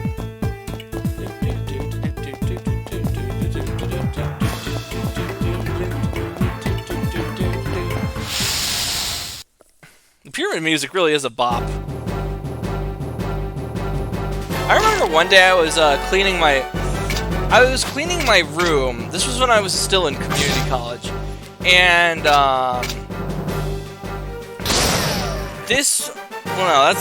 I wasn't listening to the pyramid music. I was listening to like a 10-hour loop of the epic sax guy, and I spent like I just kept it playing. But this is one of those songs that I could totally see myself listening to for like hours on end. Oh, now that's interesting.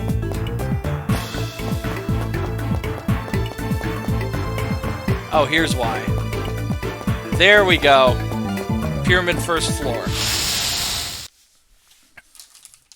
Completely cleared.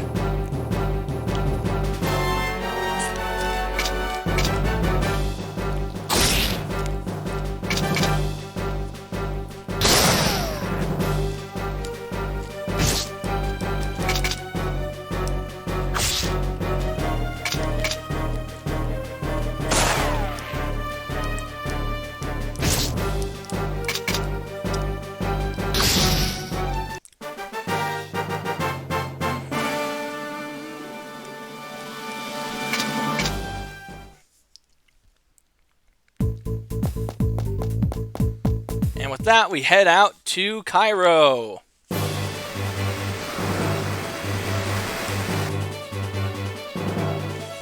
That tower that's drawn on the stone slab, I wonder what it is. I have no idea, but it certainly seems like my dad was looking for it. It'd be nice to know where that tower is, but we can't read the writing on the stone. Shirley should be able to do it. She said she's an archaeologist after all. Yeah, that's right. Let's head back to the bar and ask her.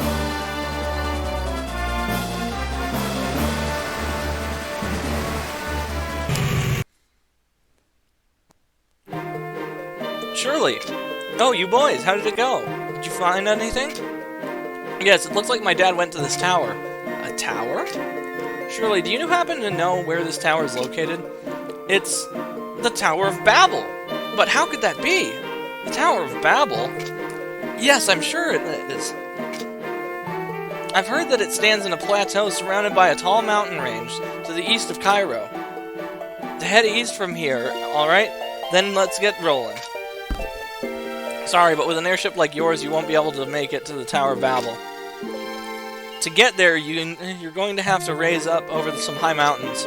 I snuck a little peek at your airship, and it seems that your flight core is broken. There's no way you'll be able to make that trip right now. Oh, really? I wish I could help you boys, but I have to go back to London already. If you want to get your flight core repaired, then you might want to talk to one of the airship crewmen here in town. Now, I don't remember if that's mandatory or not. Let's go to the bar.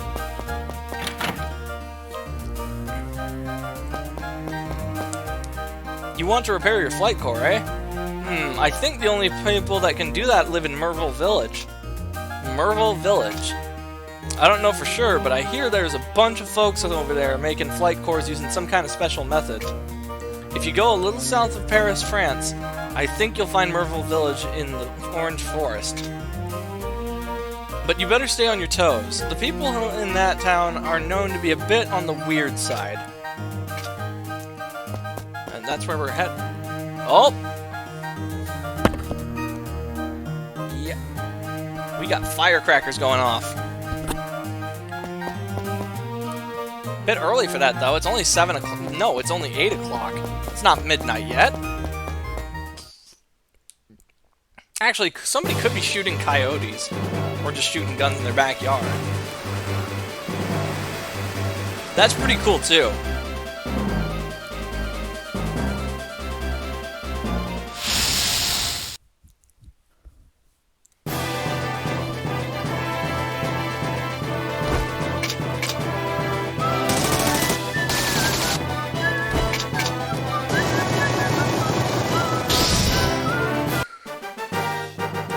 Alrighty. We've taken out the eagle.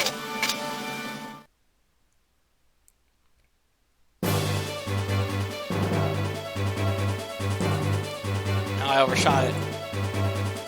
There we go. A bit finicky. Merville Village.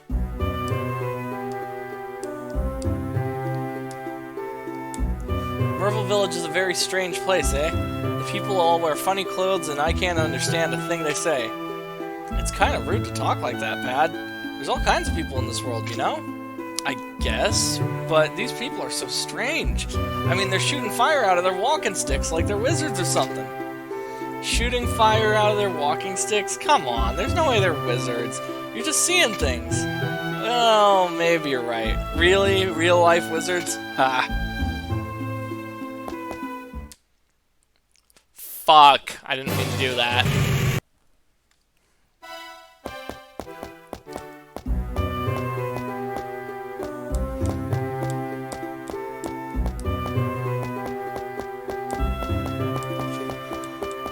Okay, nothing of importance here.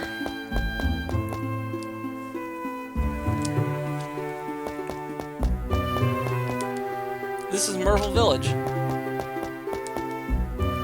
Lad, stand there for a moment. I'm going to cast a spell to make you more powerful. Unfortunately, it seems I failed.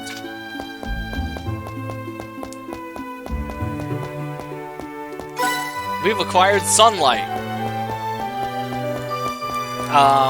What does it do? Let's check.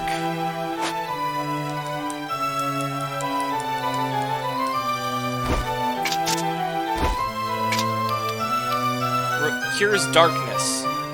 Okay. Removes curse.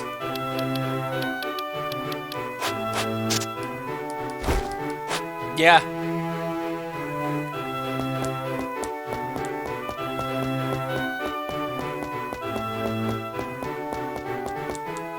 Boil bat wings with rat tails to unleash a powerful magic.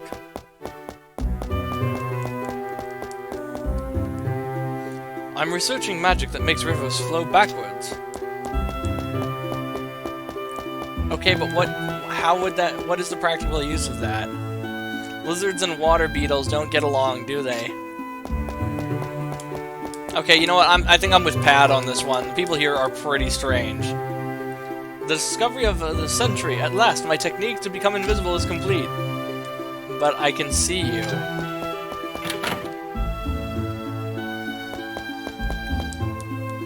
I came to this town because I wanted a flight core, but I can't understand what anyone is saying. What do I do? Well, it's not like they're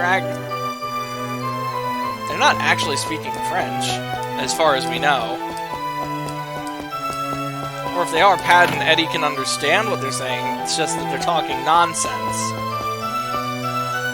The Elder is respected by everyone in this town. Alright, guess we'll have a word with the Elder then. What brings you to a place like this, young adventurers? We'd like to get the flight core on our airship fixed. Your flight core, eh? Young man, so why is it that people want to fly in the sky? Humans have never grown wings, so that means that there is no need to fly, right? Well, don't you think so? Huh? Is this some kind of riddle? So what do you say? What are you looking to gain from flying up in the sky? I'm just looking to find my dad. In order to do that, I have to fly. That's my only reason for wanting to fly. Well, you certainly are a very focused young man. Okay then, we'll help you. Thank you so much. We better... Hey now, there's no need to get all excited. There's a lass in this village named Melody. I'm sure she'll be able to fix your flight core. You should go and talk to her. Whether she'll be willing to help you or not, now that's a different story.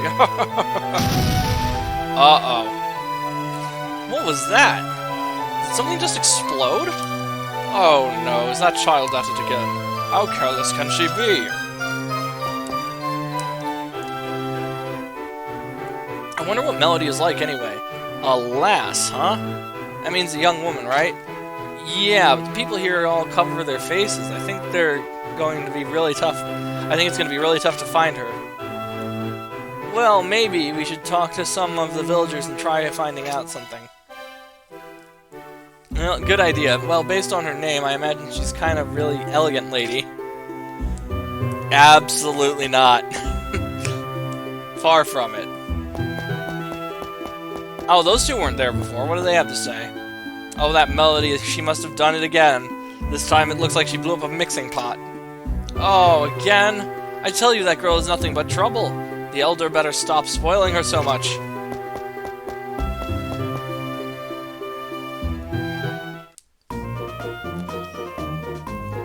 Oh, who is that? Hey, what are you doing to our ship? Ladies and gentlemen, this is Melody. Who are you guys? You must be Melody, right? I'm Eddie and this is Pat. Yeah, so what?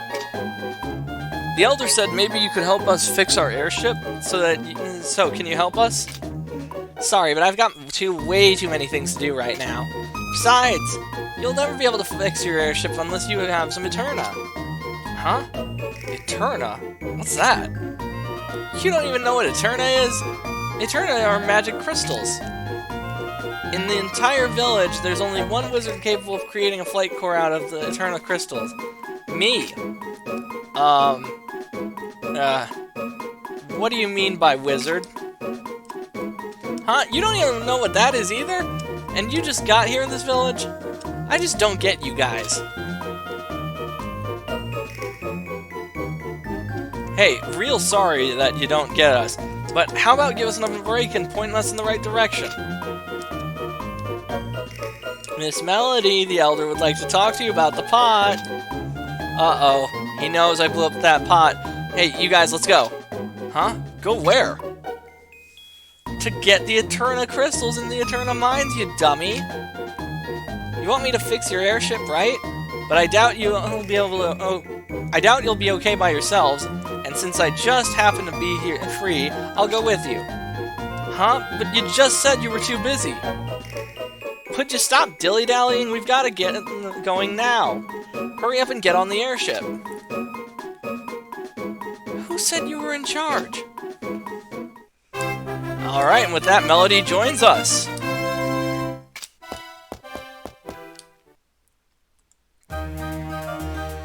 So then, we were just where are these Eterna mines anyway? Oh, how am I supposed to know? Huh? But you just told us to get going! That was just because I got lost in the heat of the moment. What a bird brain. No, it's okay, don't worry. I think it's somewhere in Africa. I'm sure we'll find it if we fly over there. Hey, why don't you try thinking before you speak? Oh, whatever. Don't get so freaked out about such a small detail. Why don't we just go and ask someone in the towns? In one of the towns. I guess it's worth a try. For now, let's just get to Africa. Ooh, you wouldn't mind if I used that cannon, would you? Hey, have you ever fired one of those things? Not exactly, but I'm sure it would be a great experience. Let's go. The cannon. Bitches love cannons. That's for the, that's probably for, like, the 2 other Helsing fans that watch my channel.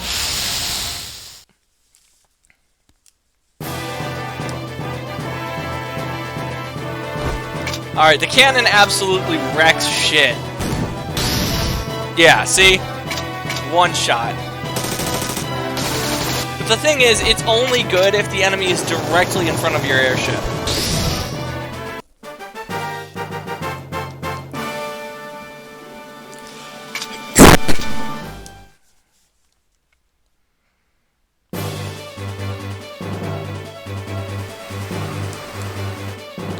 How much SP do we have? 426?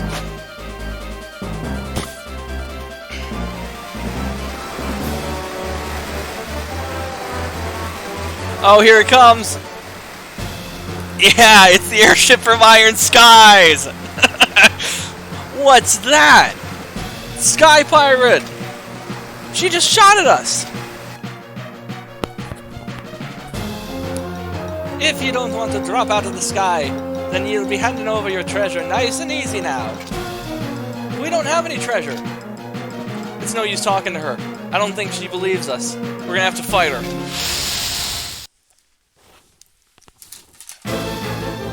I won't let you escape.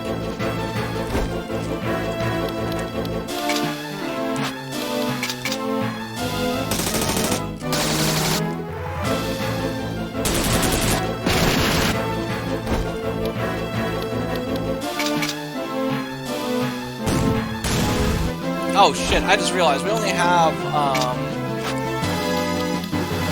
yeah, we only have 44 health out of 140. We better use the mechanics tool.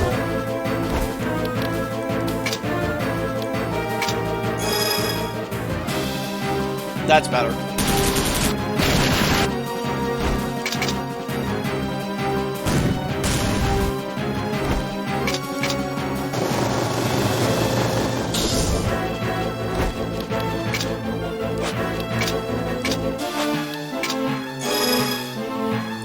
Yeah, there we go. We're in good order now.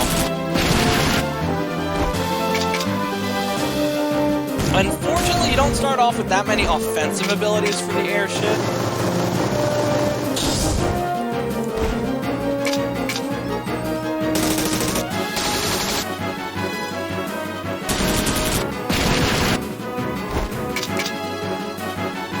Thankfully, I don't think this fight goes on too long. Yeah, see? What do you mean it's not over yet? beat you. Rats! I let my guard down because I was thinking you were kids. Well, the name's Scarlet.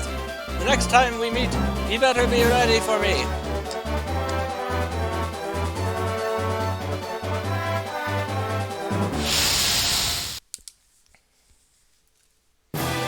Alright, we got some air blitzes. Yeah, nothing too crazy.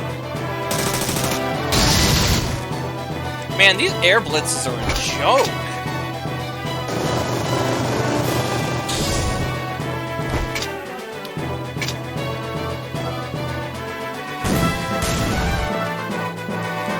Yeah, see, the cannon doesn't do that great of damage if you're aiming on the left or the right of your ship.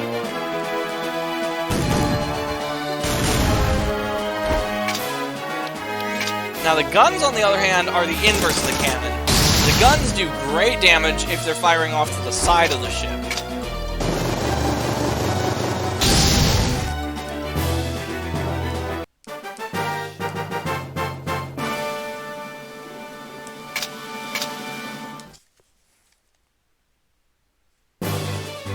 Alright, off to Cape Town.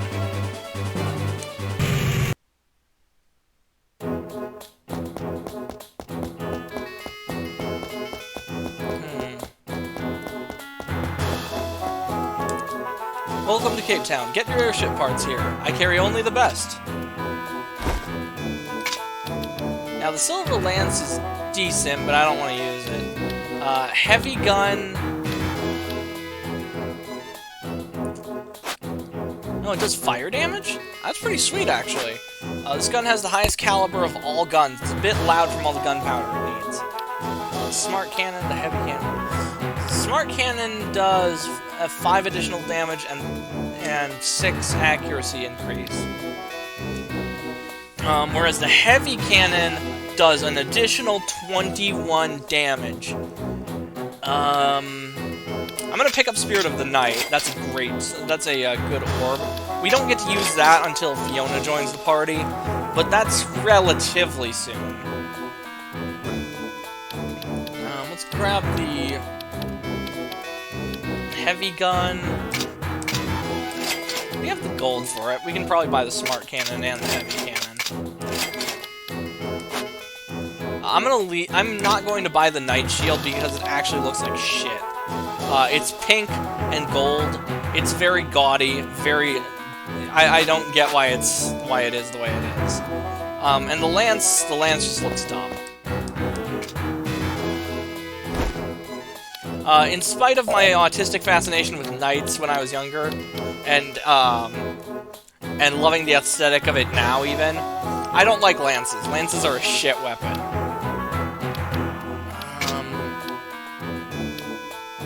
Yeah, we'll go with the... Wait, that does water damage? That settles that. We're using the Heavy Cannon. Incendiary shells. I don't know.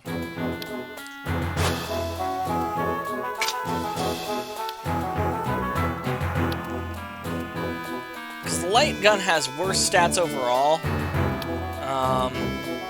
The Heavy Gun... The thing about the Heavy Gun is, look at that, that looks ugly. It's just square. I think we'll use Double Shot.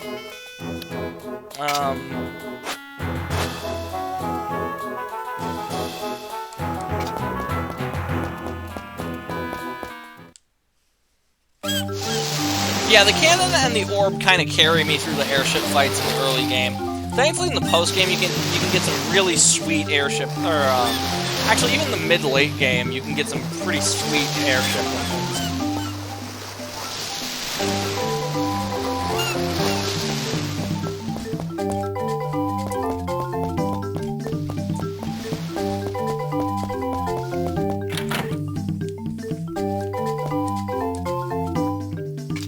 Armor, huh?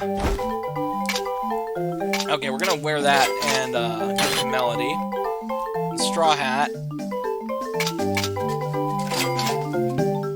I'll give it to Eddie. It's a stat increase, and we'll give the Witch's Mittens to Melody.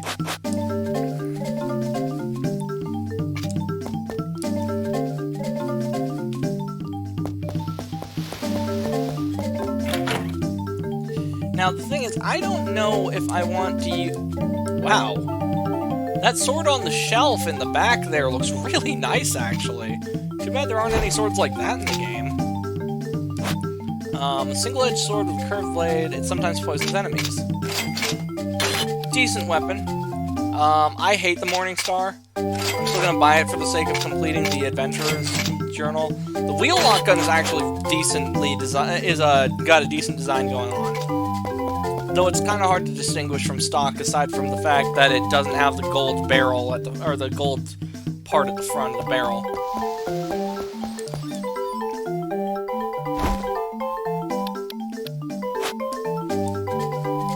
How long have we been at this for? Okay, about 2.5 hours.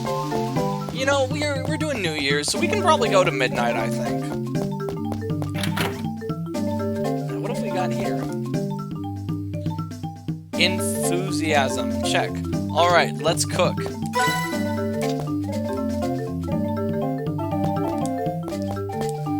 I don't care about enthusiasm. I just wish my wife would cook a little quieter. But she gets angry when I complain.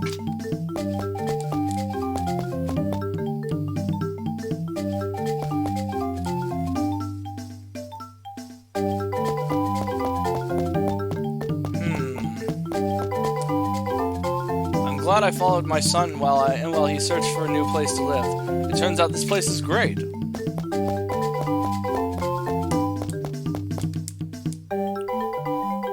was a little nervous about living here at first, but now I've gotten used to it. My family just moved to Cape Town last year, but it looks like we've got to move again. You can use the skill points you receive in battle to advance your skills and learn new skills.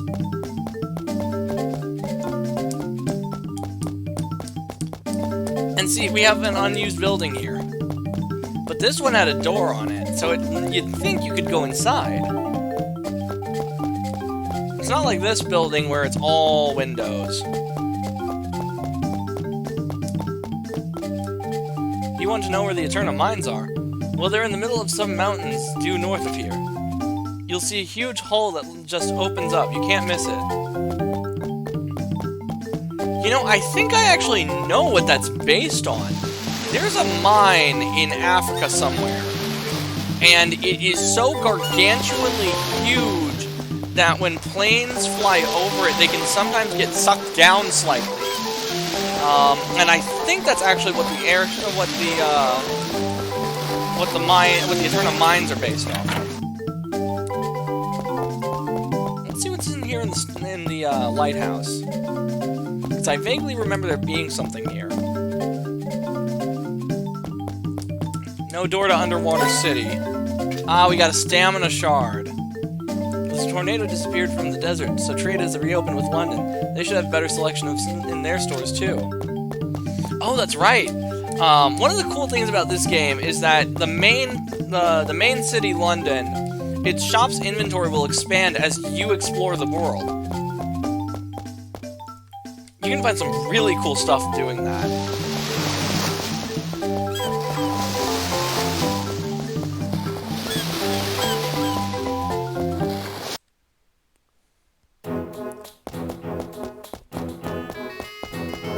And you know what? Let's take a look at the airship repair price. 100 gold? Yeah, we've got the gold for that. Let's do it.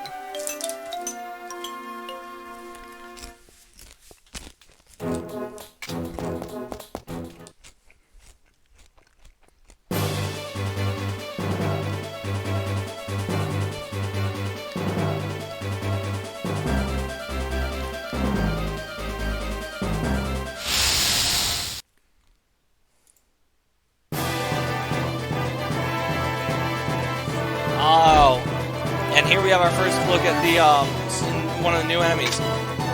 We're gonna use it on the cannon on the air saucer. That thing can actually really pack a punch.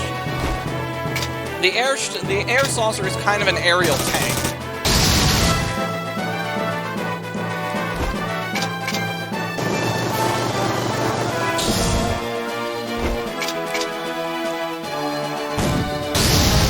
Yeah, there we go.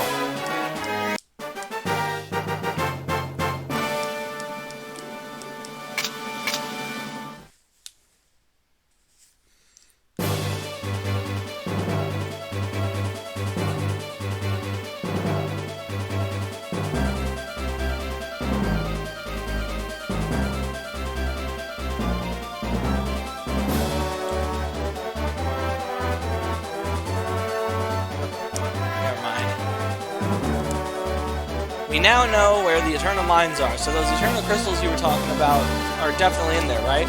Of course they are! Well, since we know where they need to go, let's go get moving. Sure. It's time to get going.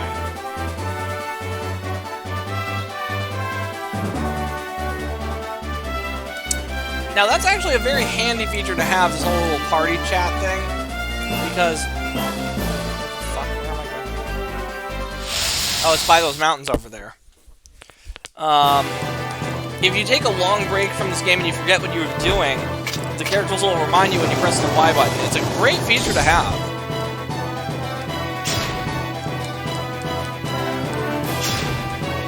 This is a long game. I think if you marathoned it, you could probably beat it in a week.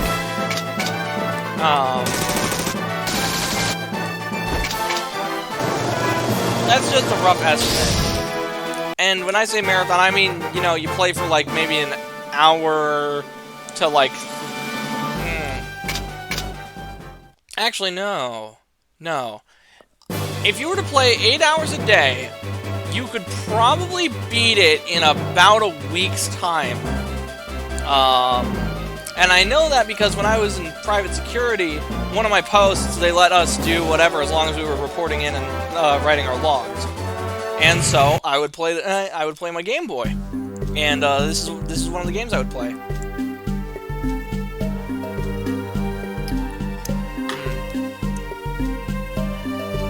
That's quite the platform right there. So here we'll find the Eterna. I'm sure we will. But this is my first time here too. Jeez, what a crummy guide. Hey, shut your trap. Come on, let's go.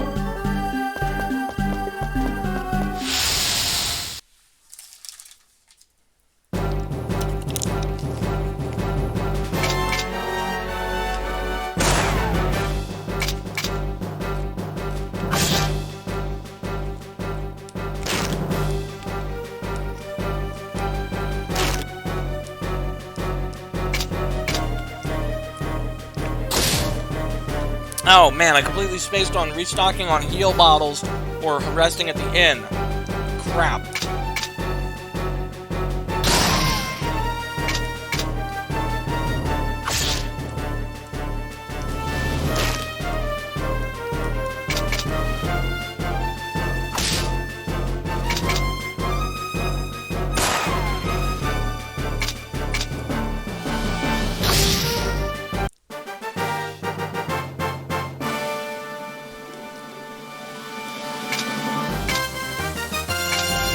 Guard boost, huh? That's one of the skills I never invest in. There are some skills which are just dead ends and aren't required. You could probably make a tier list out of the skills in this game. Alright, well we know where the mines are. I just need to go back to town to get myself some healing potions and rest up at the inn. Air Blitz appear.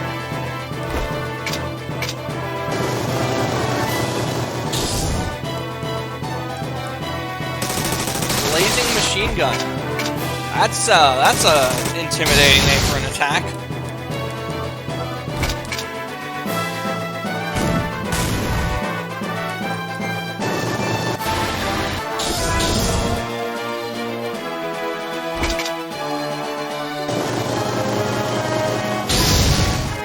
Cool.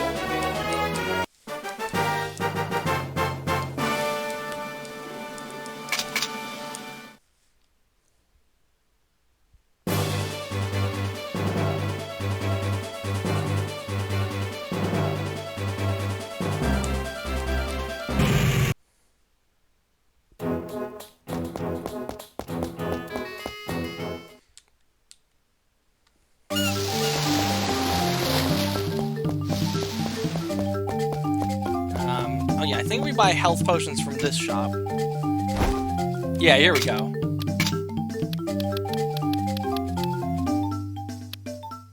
10 should do.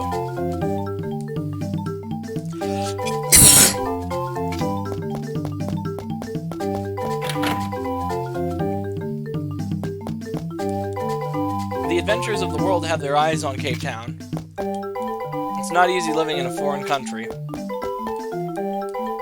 Do you know where the Eterna mines are? I hear you that you have no chance of getting there without an airship.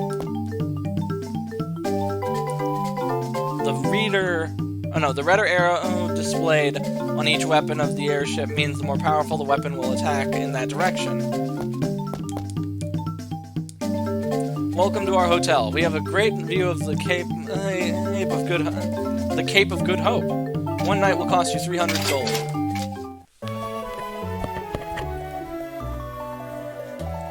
There we go. Good morning. Isn't the weather great today? Okay, have a good trip.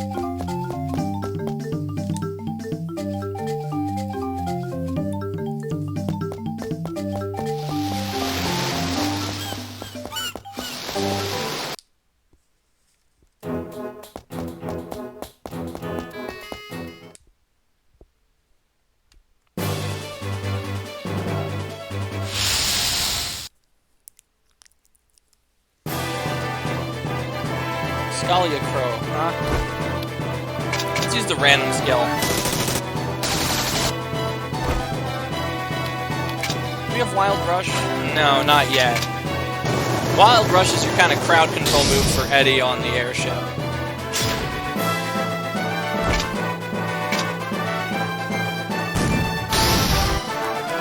Nice.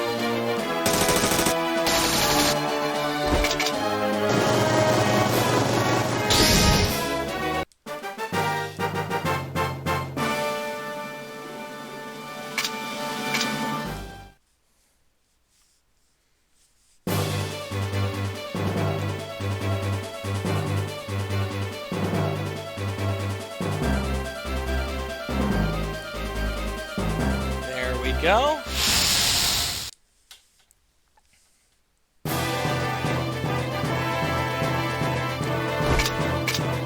But yeah, no, the plan for tonight is we'll probably be marathoning this game until about 11:30. Nah, you know what? We'll go to midnight. Fuck it. I will have to briefly pause the stream. Because I have to set up the BRB. I forgot to do that before we got started. And I will have to take breaks every now and then. Do a walkabout. Maybe use the bathroom. You know how it is.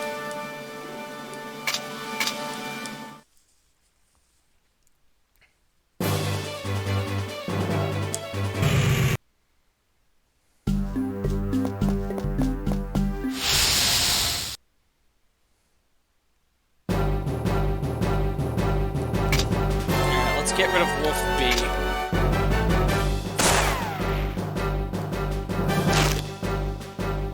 Dang, I can see textures on things that didn't even show up in the original game. It's kind of cool. Ooh, we poisoned him.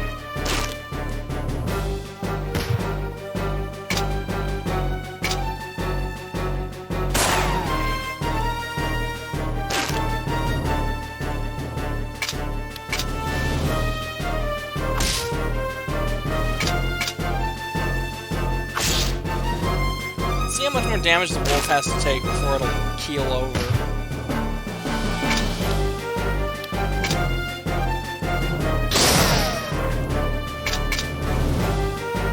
Bonk!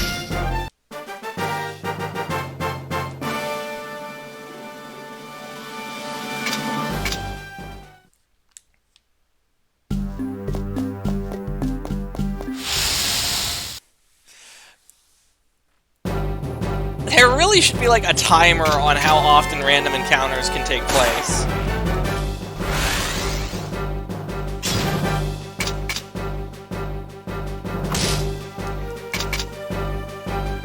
I think actually there are some games where that's a thing, where there's a sort of cooldown timer on how often you can have random encounters together. In this game, you kind of just gotta grit your teeth and power through.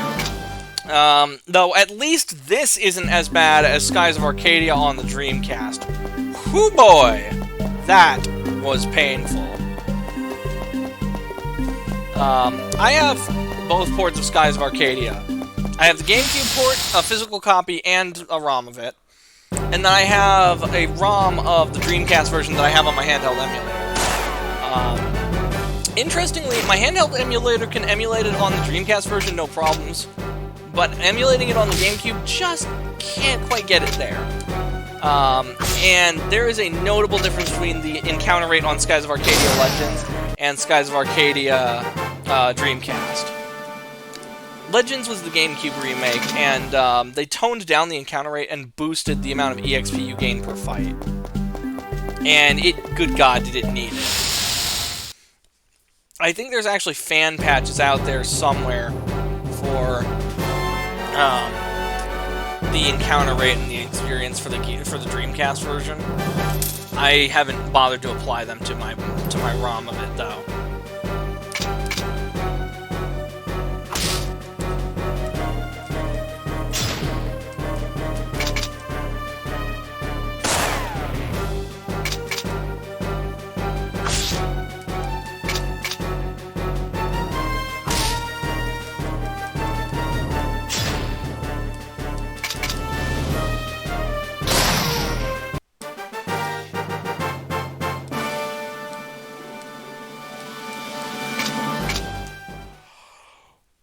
Ooh.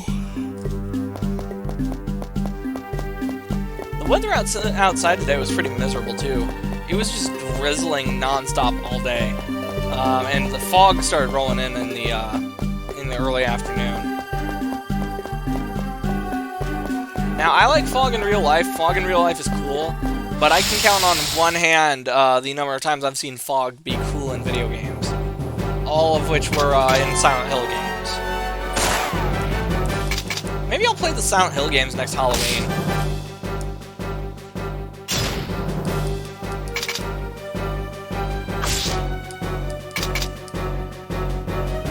I know Micah streamed Silent Hill 1 this year. That was fun. That was a fun watch.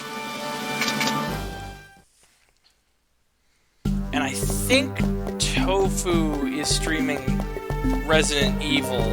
Or no, he did that for Halloween. I'm trying to remember. No, Tofu didn't really do Halloween streams this year.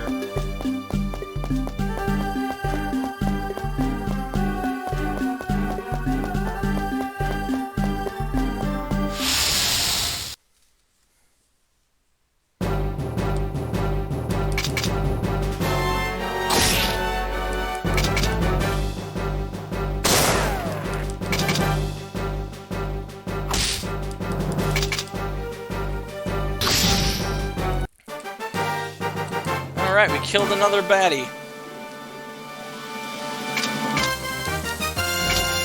Melody has advanced a level. How much SP do we have saved up? Alright, we've got enough that we can boost up combo attack again. Oh, no we don't. No, we do not. But we have enough that we can start pouring into overdrive. Oh, nice! We got attack boost. This boosts one party member's AP. It's not restricted to Eddie like Overdrive is. And attack boost does get you some skills later in the game, I think. Okay.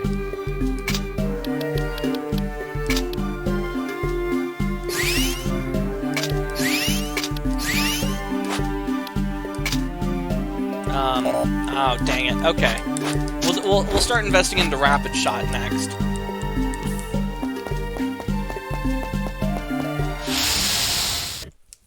Come on. I barely took 3 steps.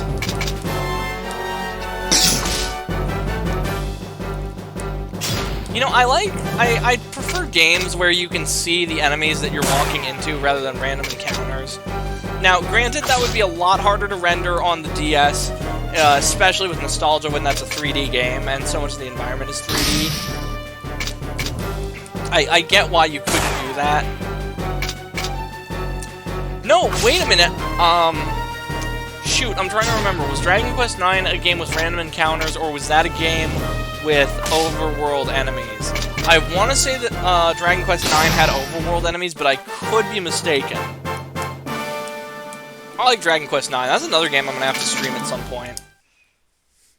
It's probably my favorite of the Dragon Quest games. You guys will see why when we play that. Oh, an old clock. Okay. That's another one of the gadgets. When we go back to London, I'll get the gadgets examined and I can show you guys what they do. Think of them as accessories, accessory equipment. Because you know how in some games you'll have like an accessory slot where you can add like a little artifact or something that'll give your character a special ability? That's what the gadgets are in this game.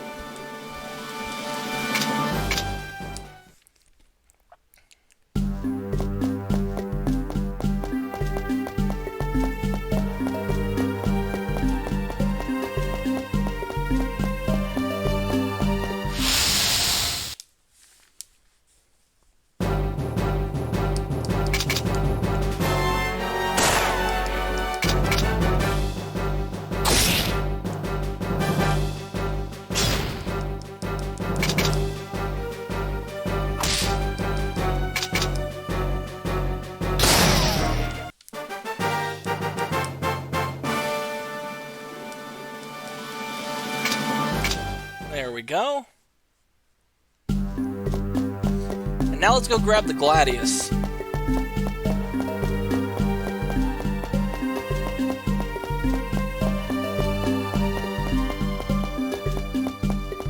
Gladiuses are actually a really cool sword. I'm off and on again when it comes to like liking Gladiuses or liking different swords. Back when I first played Minish Cap, I always thought that the design of Link's sword was really cool, and would later find out that it was a Gladius. And then I'm like, Gladiuses really aren't that cool. And then I constantly flip-flop between liking them and not liking them.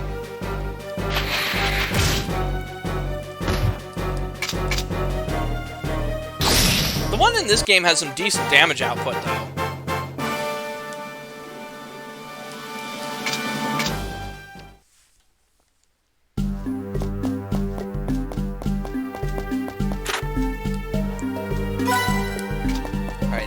This way, and we get the Gladius.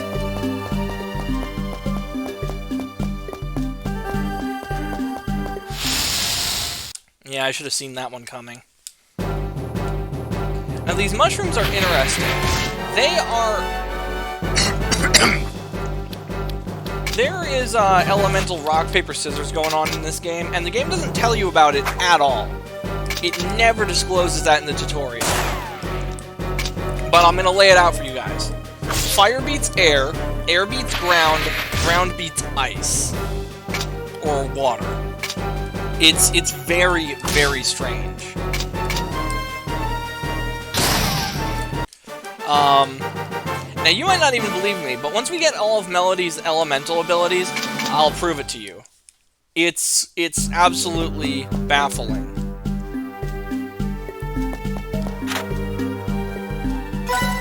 Yeah, there we go. We got the Gladius. And let's give that to Eddie.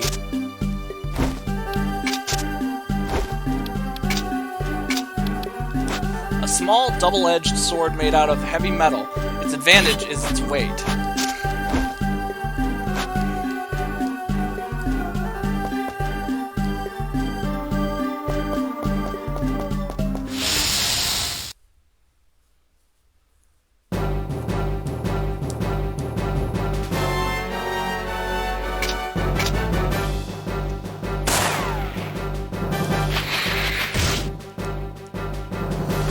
The design of the Gladius better than the short sword, to be honest.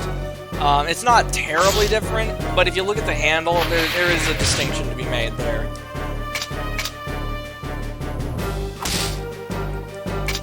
I actually have a sword that looks similar to that. Let me go grab... You know what? Should I go grab it? I mean, it's right over there on my bedside.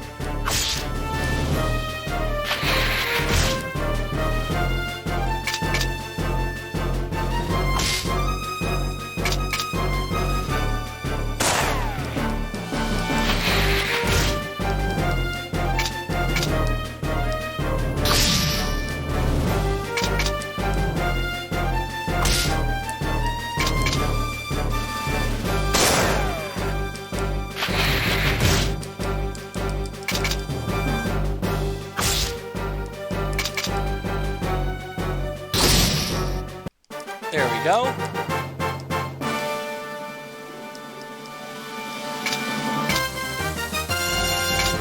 Wild Rush. Oh, that's a great one. Alright, you know what? I'm gonna go grab my Gladius real quick. Because I think it'd be cool to show that off since we're talking about it.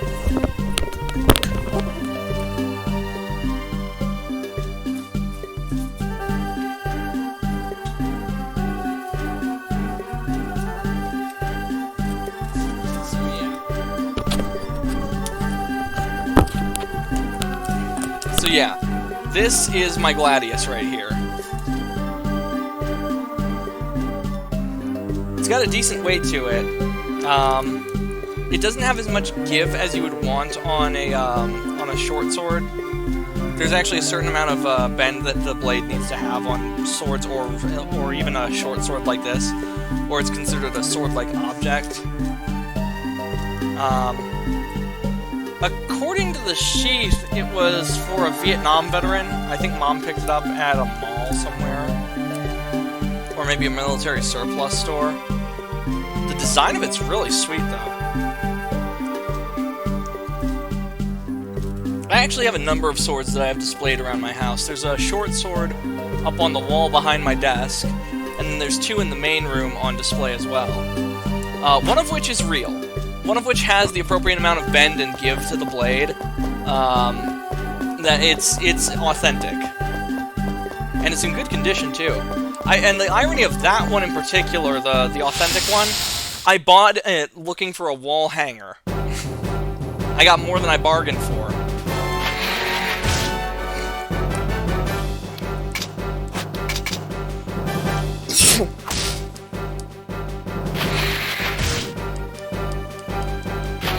Good God, are these mushrooms annoying. Every time I see mushrooms gathered in large numbers, being like more than one, I have flashbacks to a certain quest in this game that just bites. It's an endurance round, and it is not fun.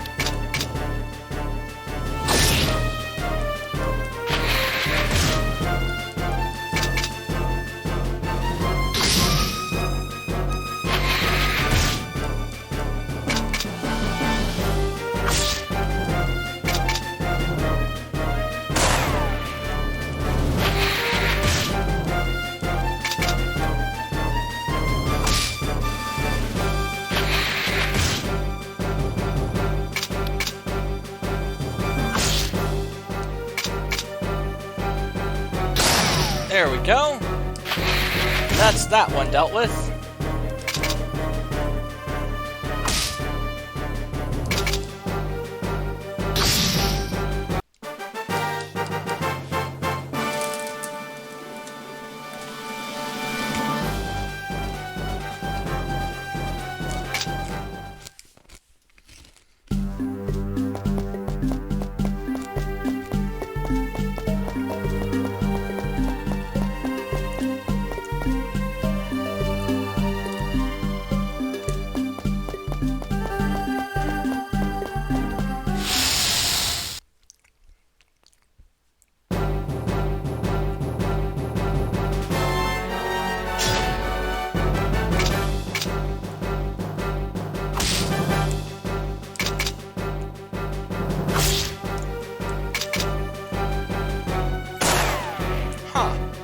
I thought that would have killed that one.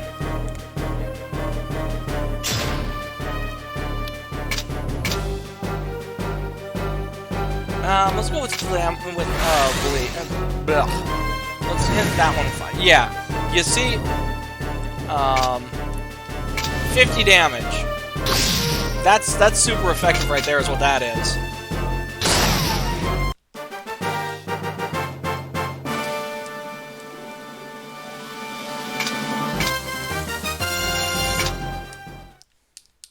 So Melody has advanced a level. How much SP have we gained? We're at 310. Okay, so you know what? We can bolster Pad's random shot now. There we go.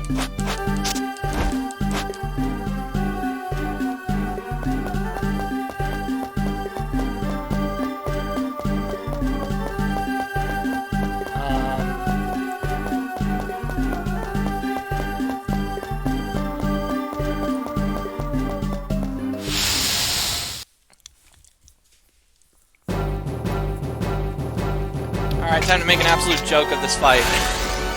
Flatma. Huh. I would have thought that would one-shot it.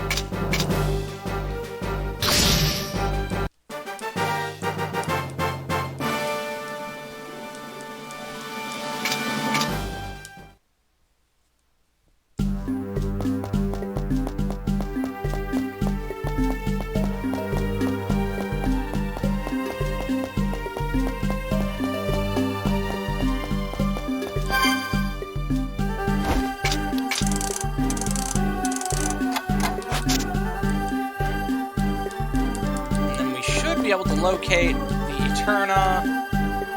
No, we don't go here just yet. There's other stuff that we can do, and I completely forgot about it. Well, you know, at least it saves on the grind later. Not by a whole lot, but it does, you know.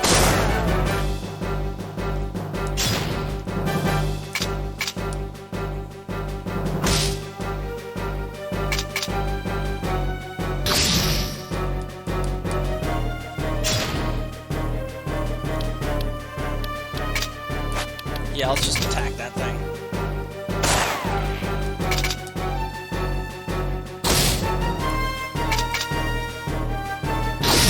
There we go.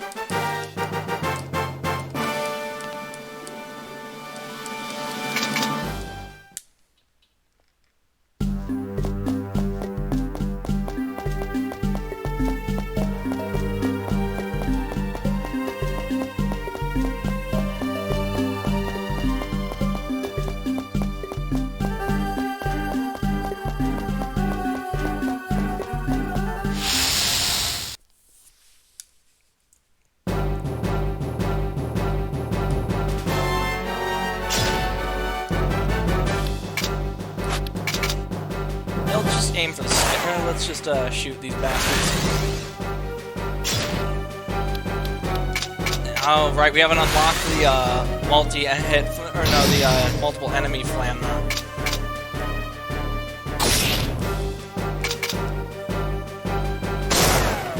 Alright, so that was 50 damage to that one. Now, Panic Needle has a chance to confuse your party, whoever gets hit by it. Thankfully, it seems to have a low rate for success.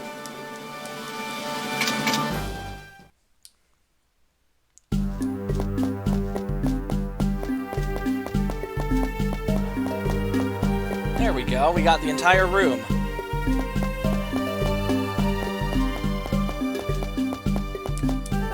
What do we got here? Mint candy.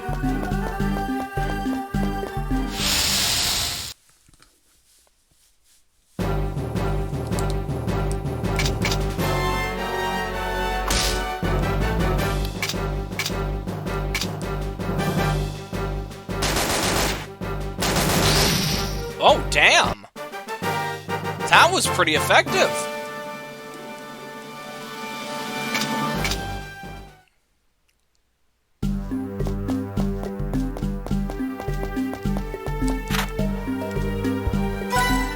Sunlight. Alright. More sunlight in a box.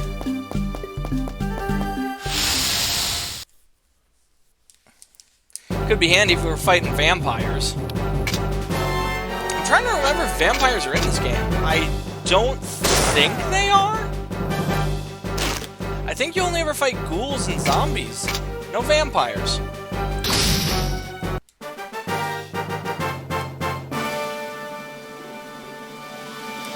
Yeah, sadly, no traveling to Romania and killing any Strigoi.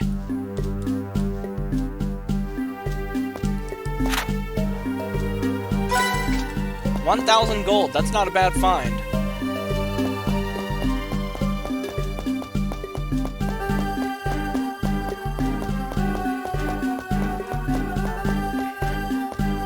There we go.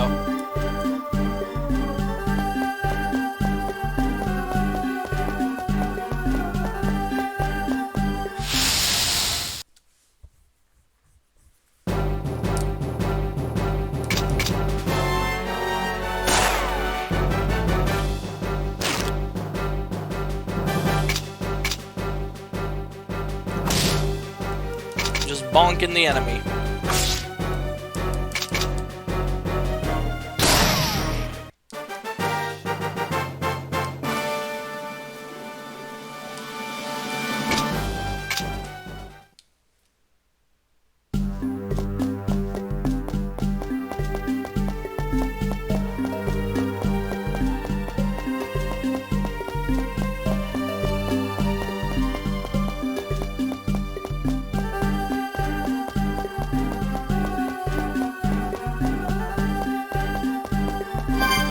save the game.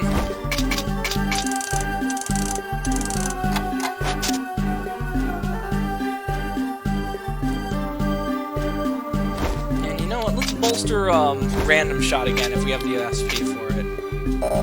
We do not. You know what we do have? There we go. And now we have Melody's multi-flame ability. So we can hit multiple enemies with flames at the same time.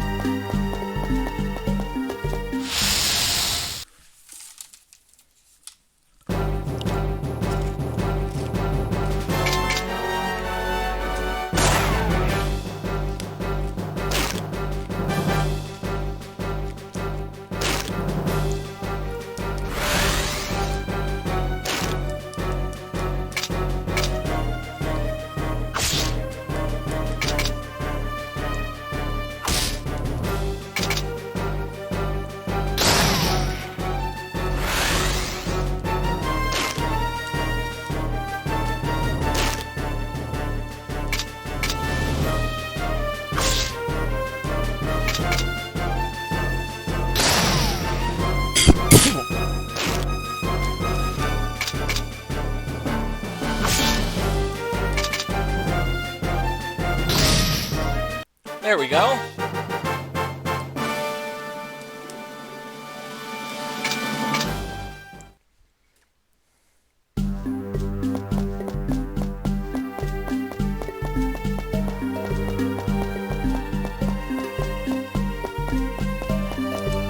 Okay, we've got the, what do we get from this? A warp stone. Now, I might actually use the warp stone on the way out of here. I know we walked out of the pyramids, and I said that any time you warp, you use the warp stone, you're losing XP. And SP, for that matter. But the thing is, the mine is so big, and it is so full of random encounters, I'm tempted to do it anyway.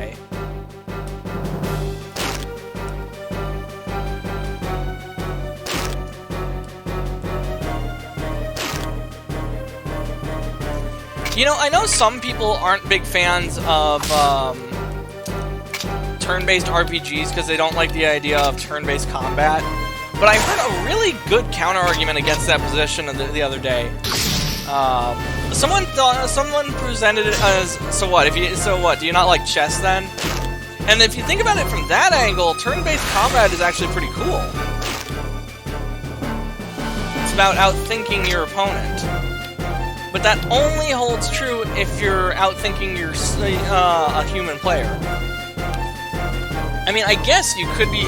I guess in a sense, you are playing against a computer when you're doing PvE in these kinds of games. Let's heal up Melody because she's in bad shape.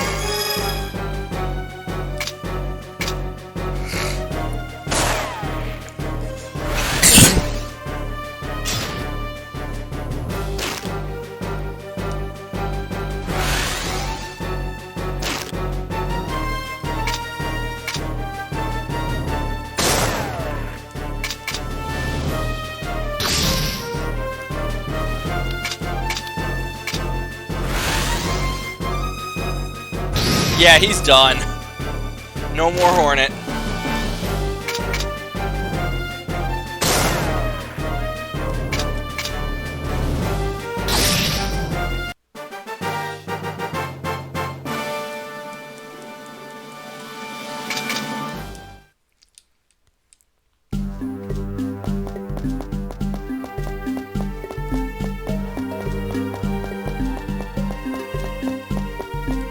Oh, cool. Here's the Eterna crystal.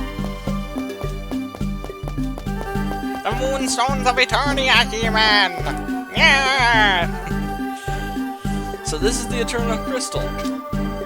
With this, you'll be able to fix your flight core. And it's all thanks to me. Okay, now we'd probably better get back to the village. That's odd. I remember there being a boss here.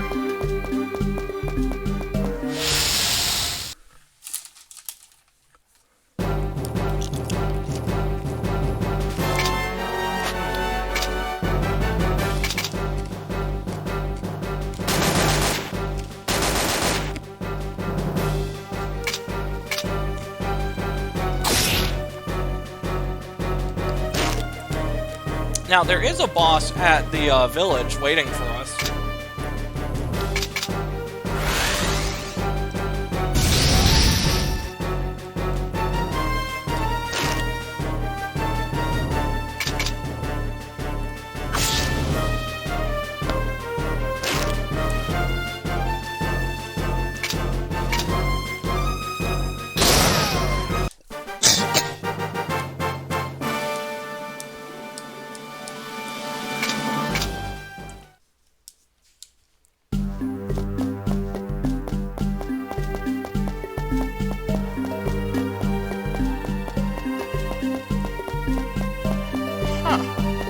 What's over here?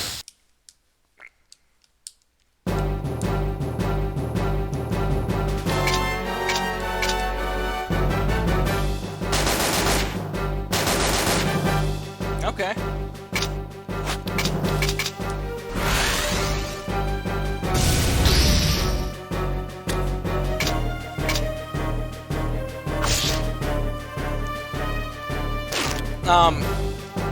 Oh yeah, so you know how some games have linear warriors and quadratic wizards, for those of you who browse TV tropes, where the warrior kind of gets outclassed completely by the magic user?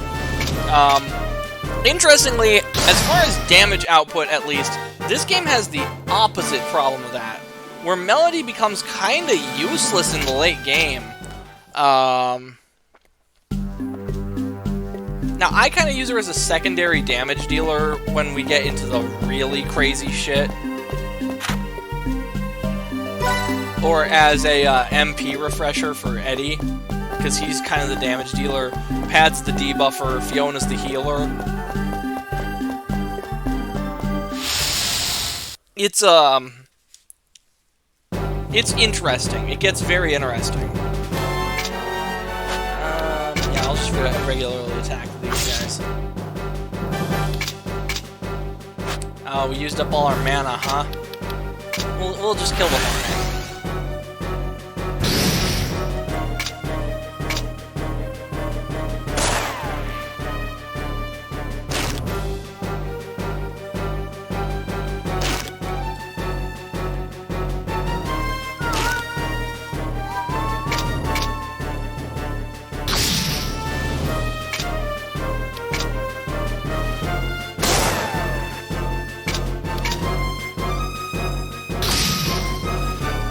Whack the spider.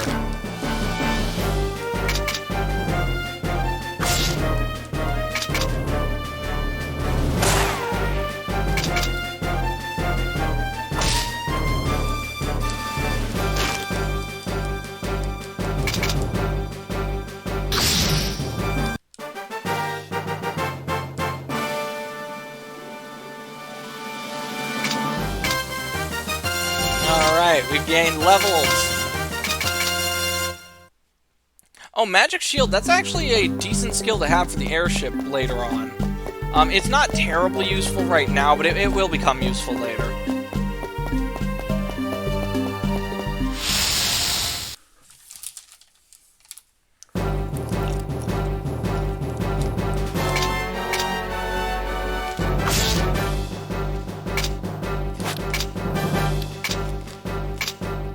Oh, her MP and health did refresh. Now that's interesting.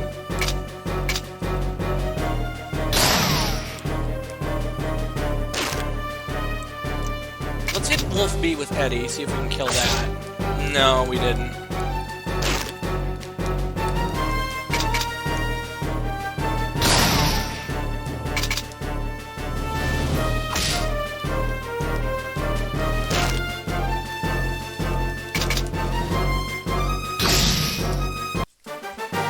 Nice.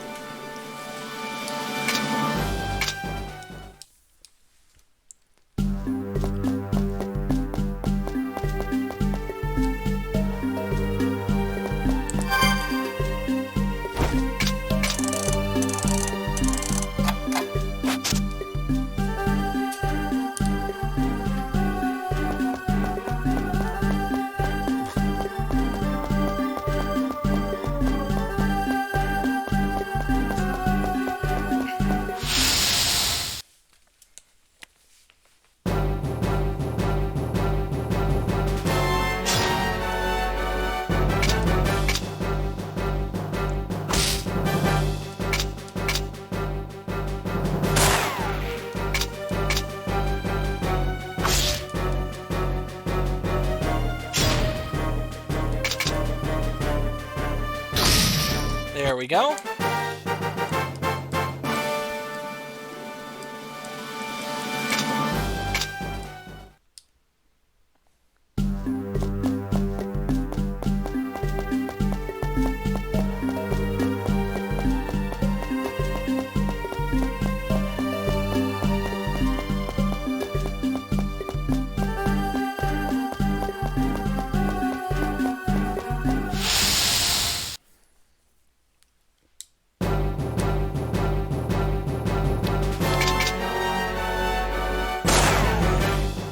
Yeah, we're getting out of this mine pretty quick. We might not need the warp stone after all.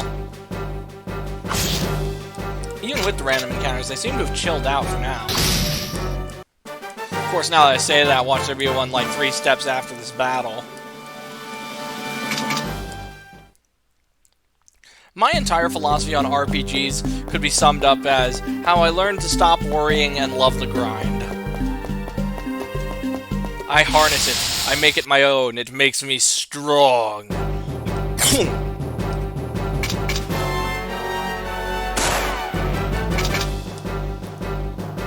Excuse me. I had some popcorn shells stuck in my throat.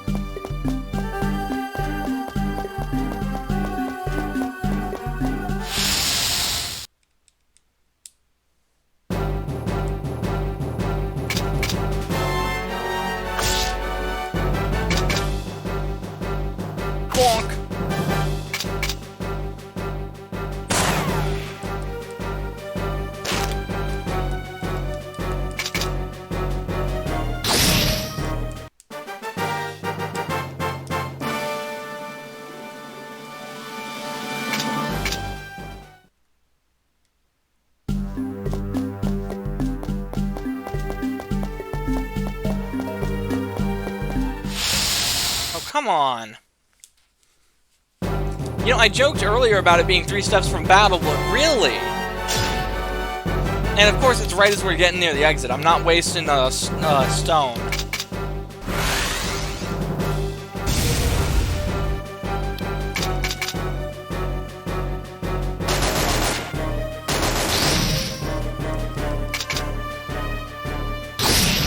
Yeah, there we go.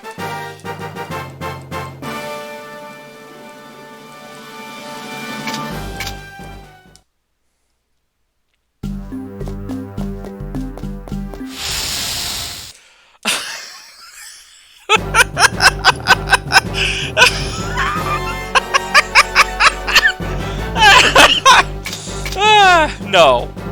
Fuck you, game.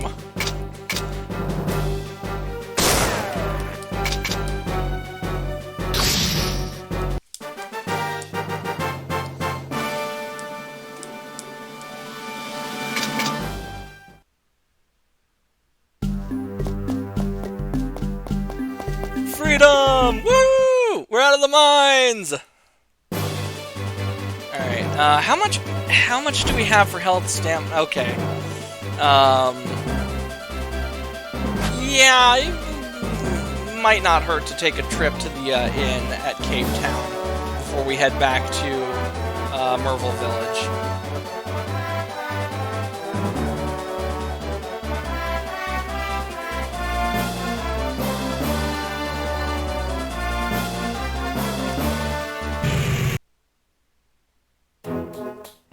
Actually, no, that'd be a waste. Let's go to Cairo, and then we'll go to Merville Village. Because as soon as we land in Merville Village, we will be encountering a boss.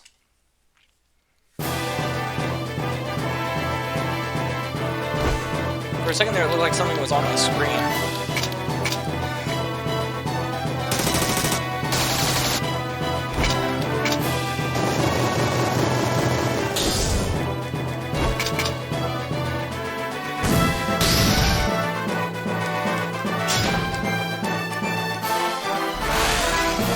Thunderbeak, that could be a problem.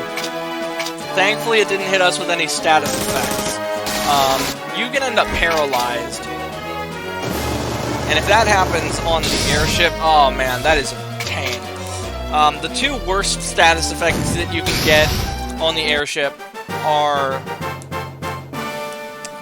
paralysis and fire. I know I mentioned weapons being disabled. That's only really a problem in the early game, before you have your entire party.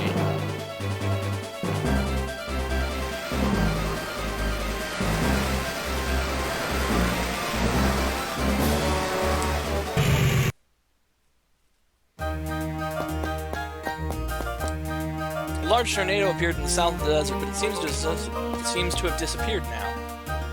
Adventurers and tourists from all over the world come here to see the pyramid.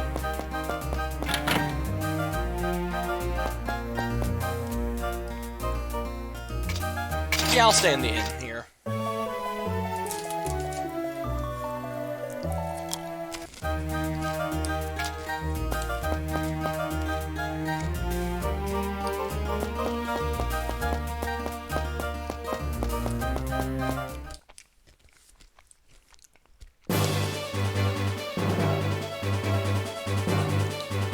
There's Italy, and then south of Paris is the village. It's interesting that Paris isn't one of the places that you travel in this game.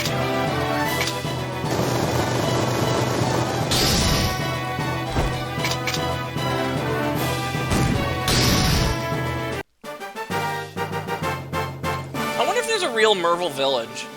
It's probably not populated by wizards or witches, but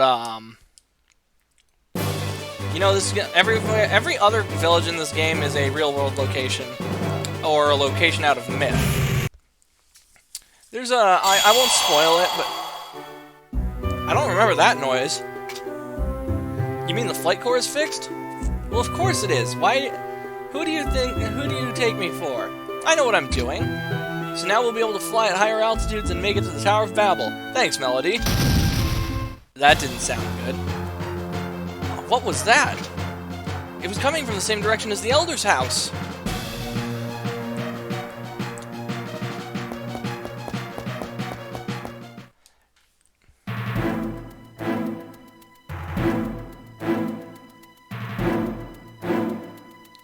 It's been quite a while, Elder. Hartman. You were thrown out of this village. Why have you come back here? Well, well, well. What a rude way to greet someone you haven't seen in such a very long time. We'll forget about your rudeness for now. Today I came here to give you a message from my master. We would like this village, as magic users, to use their powers for the benefit of the Ancient Father's Cabal. The Ancient Father's Cabal? Never! Oh, I'm afraid you're mistaken. That was hardly a request, it was an order. Using magic powers only for the sake of your own personal desires will never cooperate with people like that. I knew you would say that. Once a fool, always a fool. Now you'll regret underestimating the Ancient Father's Cabal.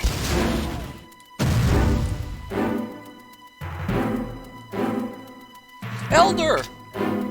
If you don't fall in line, then we'll destroy the lot of you. Time to burn this village to a crisp. I'm not gonna let that happen. Melody will help you too. You wish to cross me, you foolish children. Burn to the ground.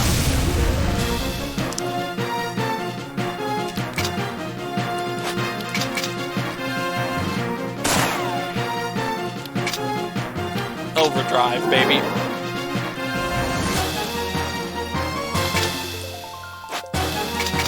I don't know how much good the magic can do against the magic user.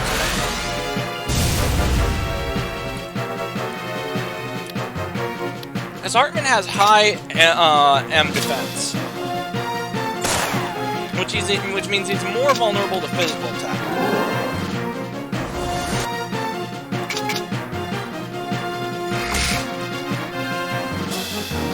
Burn to the ground.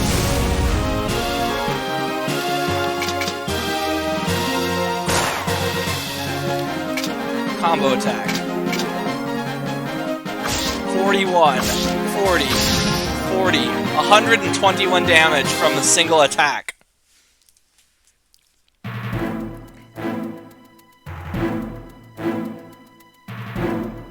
You've kept me at bay this long. I must commend you for your effort.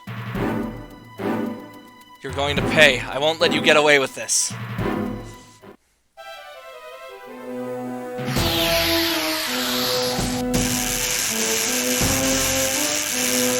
Pat and Eddie are freaking. Oh, what power!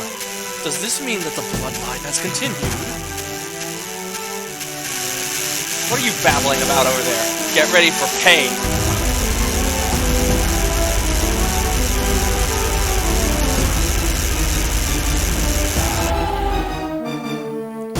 I'm not so foolish as to face off against you in this state you're in now.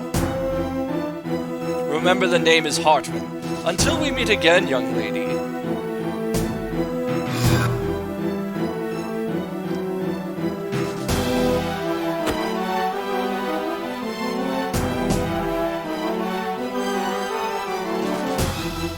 I'm not gonna try that. I can't yell like that. Elder! Melody, you shouldn't cast magic with so much anger. You're a very strong child, but great power has a way of inviting one disaster after another. Young adventurers, I have something important to ask you. Please take care of this child, our Melody. Why? Why are you saying such things? It's like you're going away somewhere. I'm going away. Take care, Melody. I have no regrets at all.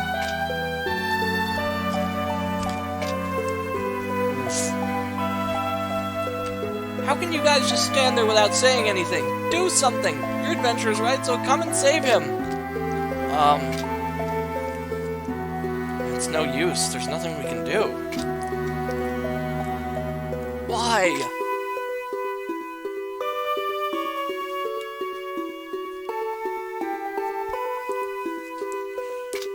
Melody, what are you going to do now? We're going to the Tower of Babel to look for my dad, but we'd really like it if you could come with us. I see. I guess I can do that. Okay, we should probably get going.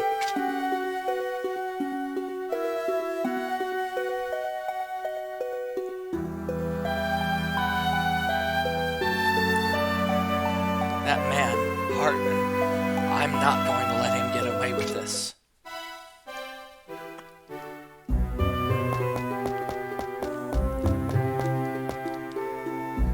Yep, Elder is dead. The people of this village don't hate their enemies. The Elder wouldn't return even if we did. Hate brings nothing. That is true. But it is human. Hate is a human reaction. It's admirable to try and transcend that.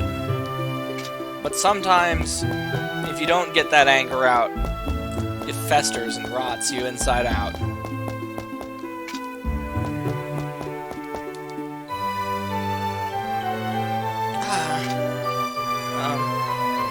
Oh man. Hey Eddie, can you help me out here? What am I supposed to say at a time like this? Well, Pat, at a time like this, maybe it's better to just leave her alone for a while. Oh, really? I see. So who was that Hartman guy? He said he was with the Ancient Father's Cabal, but with that kind of power and the way he acted so cruelly, he wasn't just some sky pirate. Yeah, I agree. You know, I really want to make him pay for the horrible things he did. Me too.